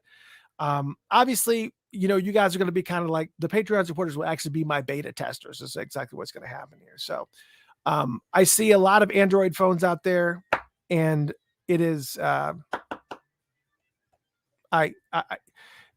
if you have an Android phone, I can actually send you the APK right now, but I don't want to send it to you because this is, I can actually show you what the app looks like. This is the Purple Yoda Radio app right now. This is the one that he sent me. It's got the Purple Yoda Radio logo, and I can actually click on the Purple Yoda Radio app, or I can click on the Funked Up app. He's also got WhatsApp on here. I don't even have a WhatsApp account. This is linked to somebody else. The email link doesn't work. There's also he's also got Twitch on there. He's also got Facebook on there. He's got Instagram. We do have those. So, some of the in-app capability of some of this stuff is fine, but basically, I have the APK for this app. If any Patreon supporters that have Android would like to get it and play with it, and I'll be more than happy to send it to you, because but it doesn't work the way it's supposed to work. That's just all there is to it. I would like for it to work the way it's supposed to work. It's very problematic, and those are the things that he's fixing. I have not taken a drink of water this whole entire time. So I would love for it to be able to be fixed and work as intended, but it's not working as intended. Yeah, Brian says, I think you would have to jailbreak iPhones in order to get apps outside of the App Store. You probably are correct. I think you do. Android phones, you simply just you go to install it, and Android will ask you, are you wanting it to, do you sure you want to install this app? It did not come from Google Play. Are you sure you want to install it? And you just say yes, and it installs it. Apple's not so easy, but for Android folks, it is a little bit easier. So, but I can still make the app on iPhone a beta test for a period of time for the app, for the Android people. And would just give you guys the direct address for you folks that are on iPhones that are in Patreon. You will get, I'll figure out some way to make sure that you guys get access to it before everybody else. And I may be wrong on that. I know for a fact I can give Android users the access to the app before everybody else. I can give you access to this right now. But it's wrong. But the good thing about this is that it does operate. So it doesn't send the username, the artist and song title to your Bluetooth device though.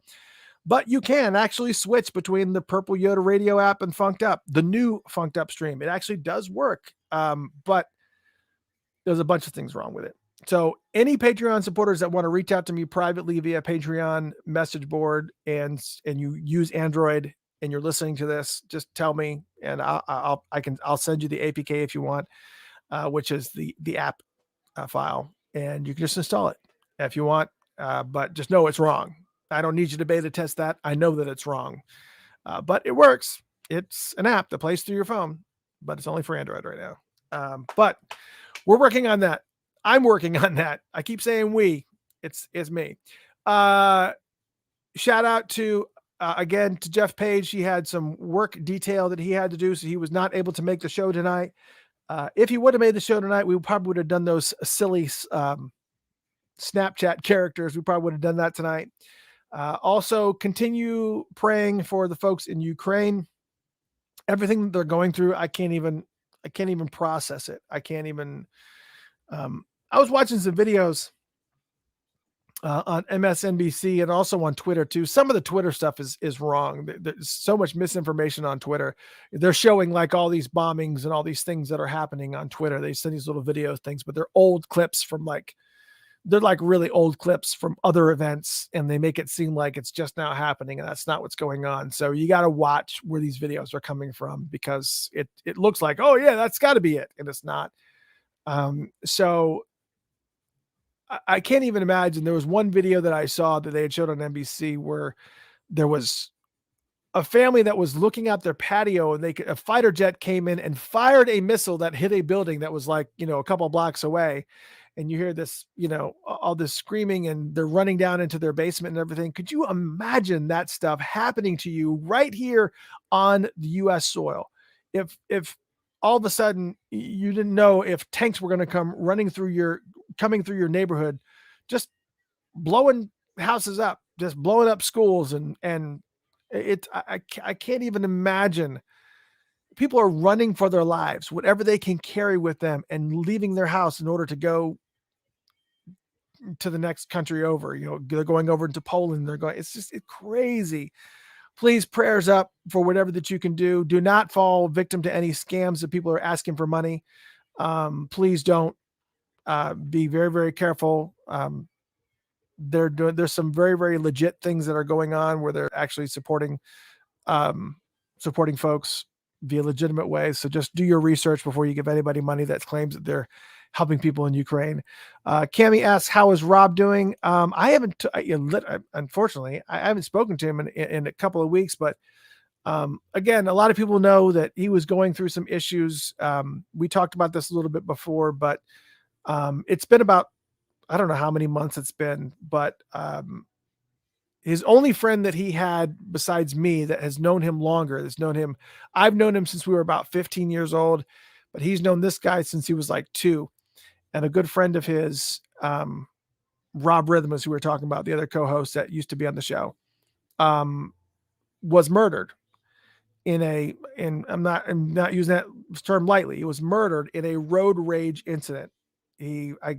I don't remember the entire story about how the altercation happened, but he was sideswiped by some company truck, and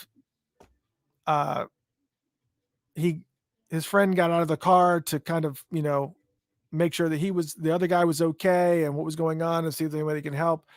And I guess the guy freaked out and got a knife and literally stabbed Rob's friend to death. His name is Jimmy. Literally stabbed him to death, like stabbed him in the neck like 7 times. This is somebody that, Rob Rhythm, that used to be on the show. I think the last show that he was on was the Funk show that we had, but he's still very much emotionally just really, really screwed up. And he was already working through a lot of different emotional things and just challenges as well. And that whole debacle that happened, between all that stuff and the pressure of having to do this show every single week, he had to step out. And that was one of the reasons why he stepped out. And so wish him all the best. I'm sure we have not seen the last of Rob, but this show is just too much for him. And it's really a lot for everybody involved, because obviously Rob is my best friend in the world. I have no other friends that I've known longer than Rob. I take that back. I do have other friends that I've known longer than Rob, but also that I went to high school with, but I don't hang out with them or talk to them as often as people that talk with Rob. And most of them are females. So I don't, and they're married. So there's not a whole bunch going on, but it's just a lot of craziness. It's just a lot of craziness. So the world is a crazy place right now. So all I can tell you is, please take care of each other. Please think twice before opening your mouth and saying things that are ridiculous, or just are taking verbal swipes at people. You have no idea what people are going through. You have no idea what's going to send somebody over the edge. Um, it is time that we really need to spend some moments really second guessing ourselves of everything that's coming out of our mouths, and how it impacts people, especially because you have no idea what somebody's going through, whether they're having bouts of depression, or depression is the biggest thing right now, because the effect that COVID had on the United States just alone in 2020, and now even into this, has really effed up our kids. They've really effed up our kids big time. You understand the things that we went through in our childhood. There's some things that, a lot of us have come through situations where we were with,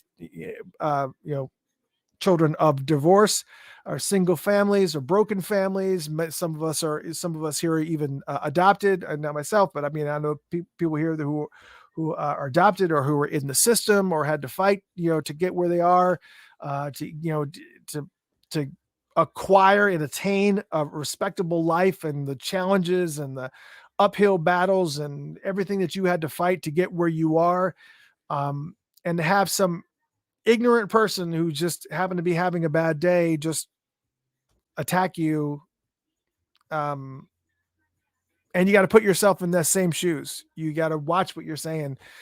It's our nation is going through this is the Great Depression, not financial depression. This is the Great Depression right here. This is the Great Depression.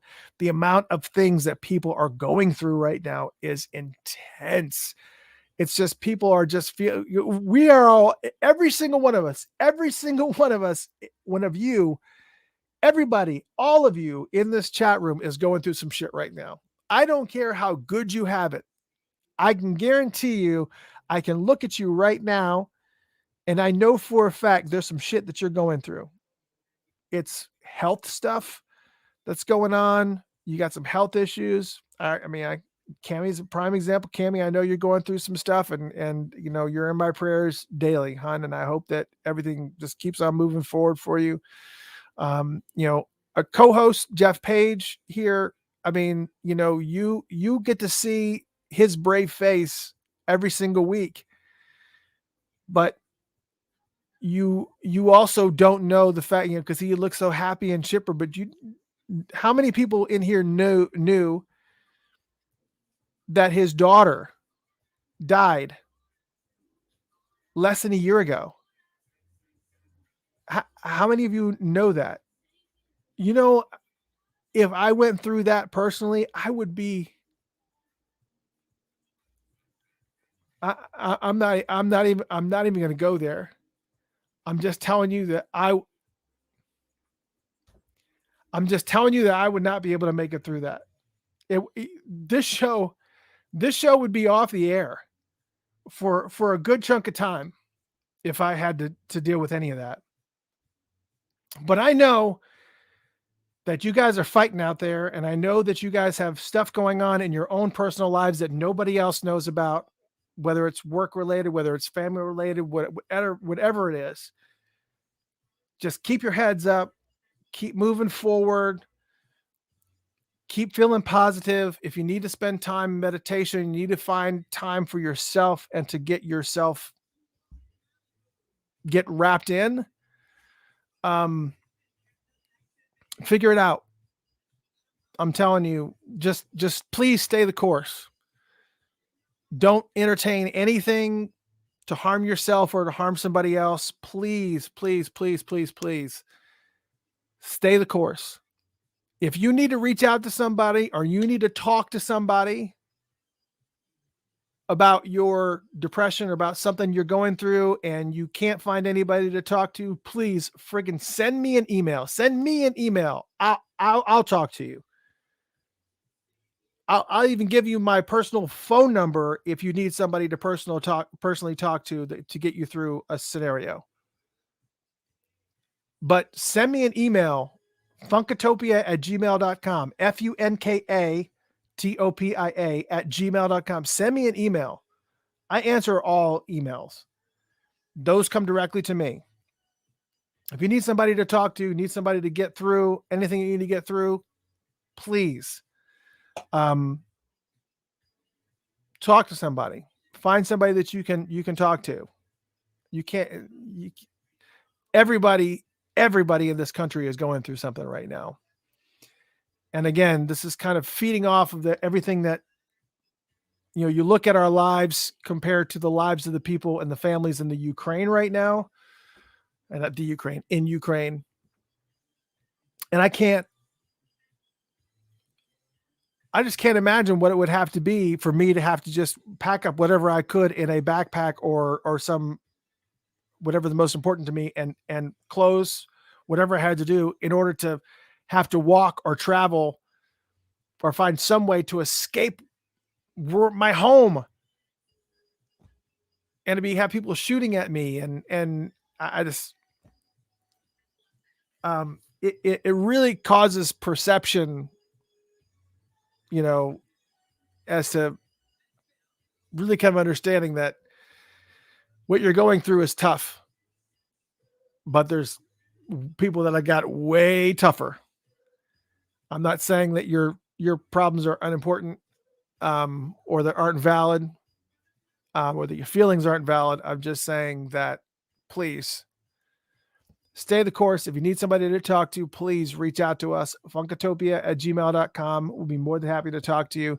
That was one of the reasons why we started doing those Funk to Funk episodes of this broadcast, which we have 2 of them now in the books. Some great ones. The very first one we did was powerful, dude. We had Garrett Scheider from Parliament Funkadelic. We had Tony M from the New Power Generation. We had Morris Hayes. I mean, we had Dwan Blacksher. We had all these people come on one episode to talk about how depressed they were. This was something none of them had ever done before. They actually spilled their hearts onto you for that one episode. It was insane. And we're going to continue those types of episodes called Funk to Funk.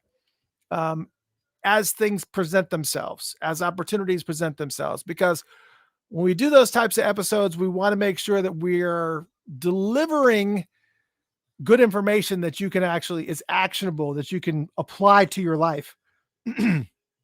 But we also want to make sure that there's somebody there that can validate what we're saying. We need to have a licensed counselor in the mix, somebody that's actually got some credibility. So it's not just a bunch of people talking. There's some good talkers. I consider myself a talker for sure. All that being said, keep the prayers coming for the people in Ukraine, and remember that the things you want in your life, you need to ask for them. Steve Harvey has quoted, this is the one Bible verse that he quotes all the time. You have not because you ask not. If there's anything specific that you want, you need to start praying about it.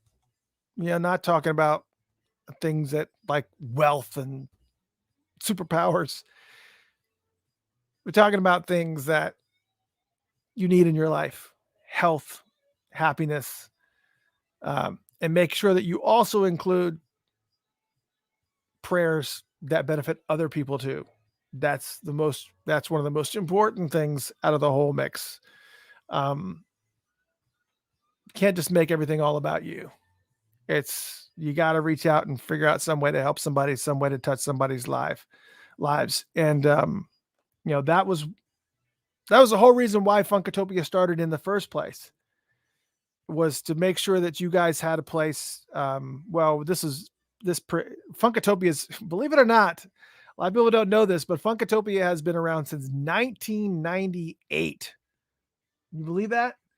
It wasn't called Funkotopia then. It was called slabmusic.com, SLAB. It stood for Southern Local Area Bands.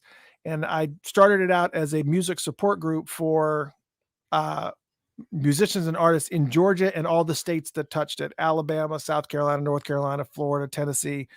And that's where we started. That was called Southern Local Area Bands, slabmusic.com.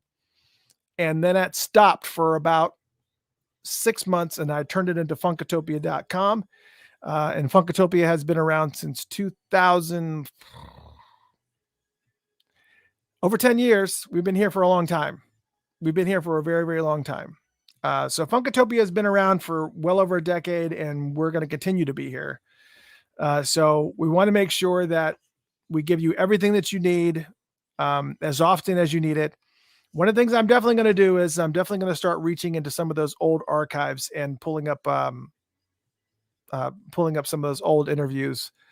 Some really, really cool stuff. Doing interviews with Andy Allo when Prince was still with us, doing interviews with Thomas Dolby, Wang Chung. It's really, really cool interviews with big name artists. And it was just me.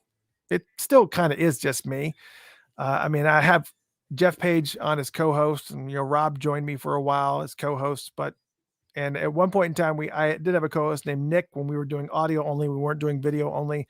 A gentleman out of New York City who was a huge Prince fanatic and just knew, he was like a walking encyclopedia.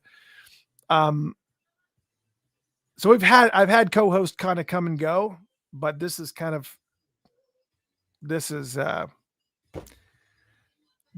much Funkotopia right here. You're looking at him.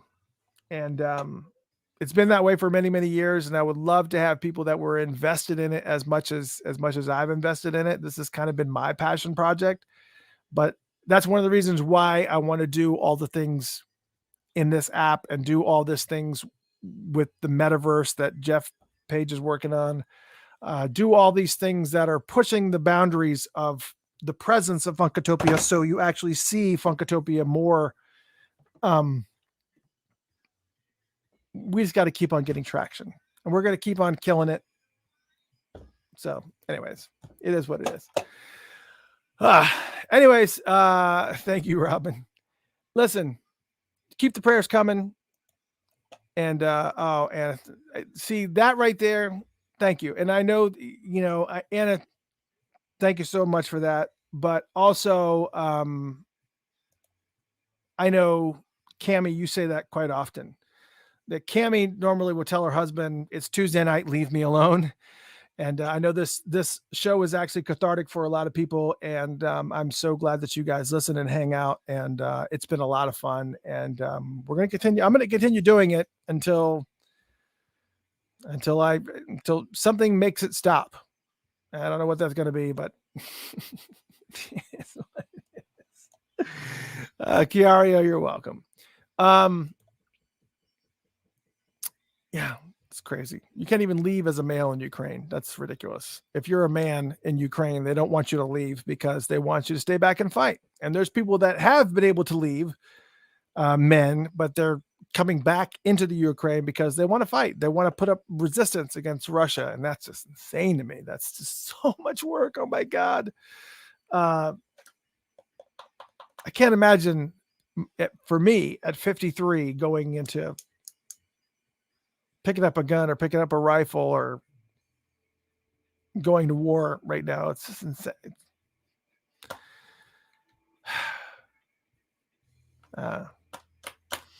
Prayers up to all of you guys. Thank you guys so much for your support. We're going to let you go for tonight. I know you guys got other things to do. So, and thank you once again for tuning in.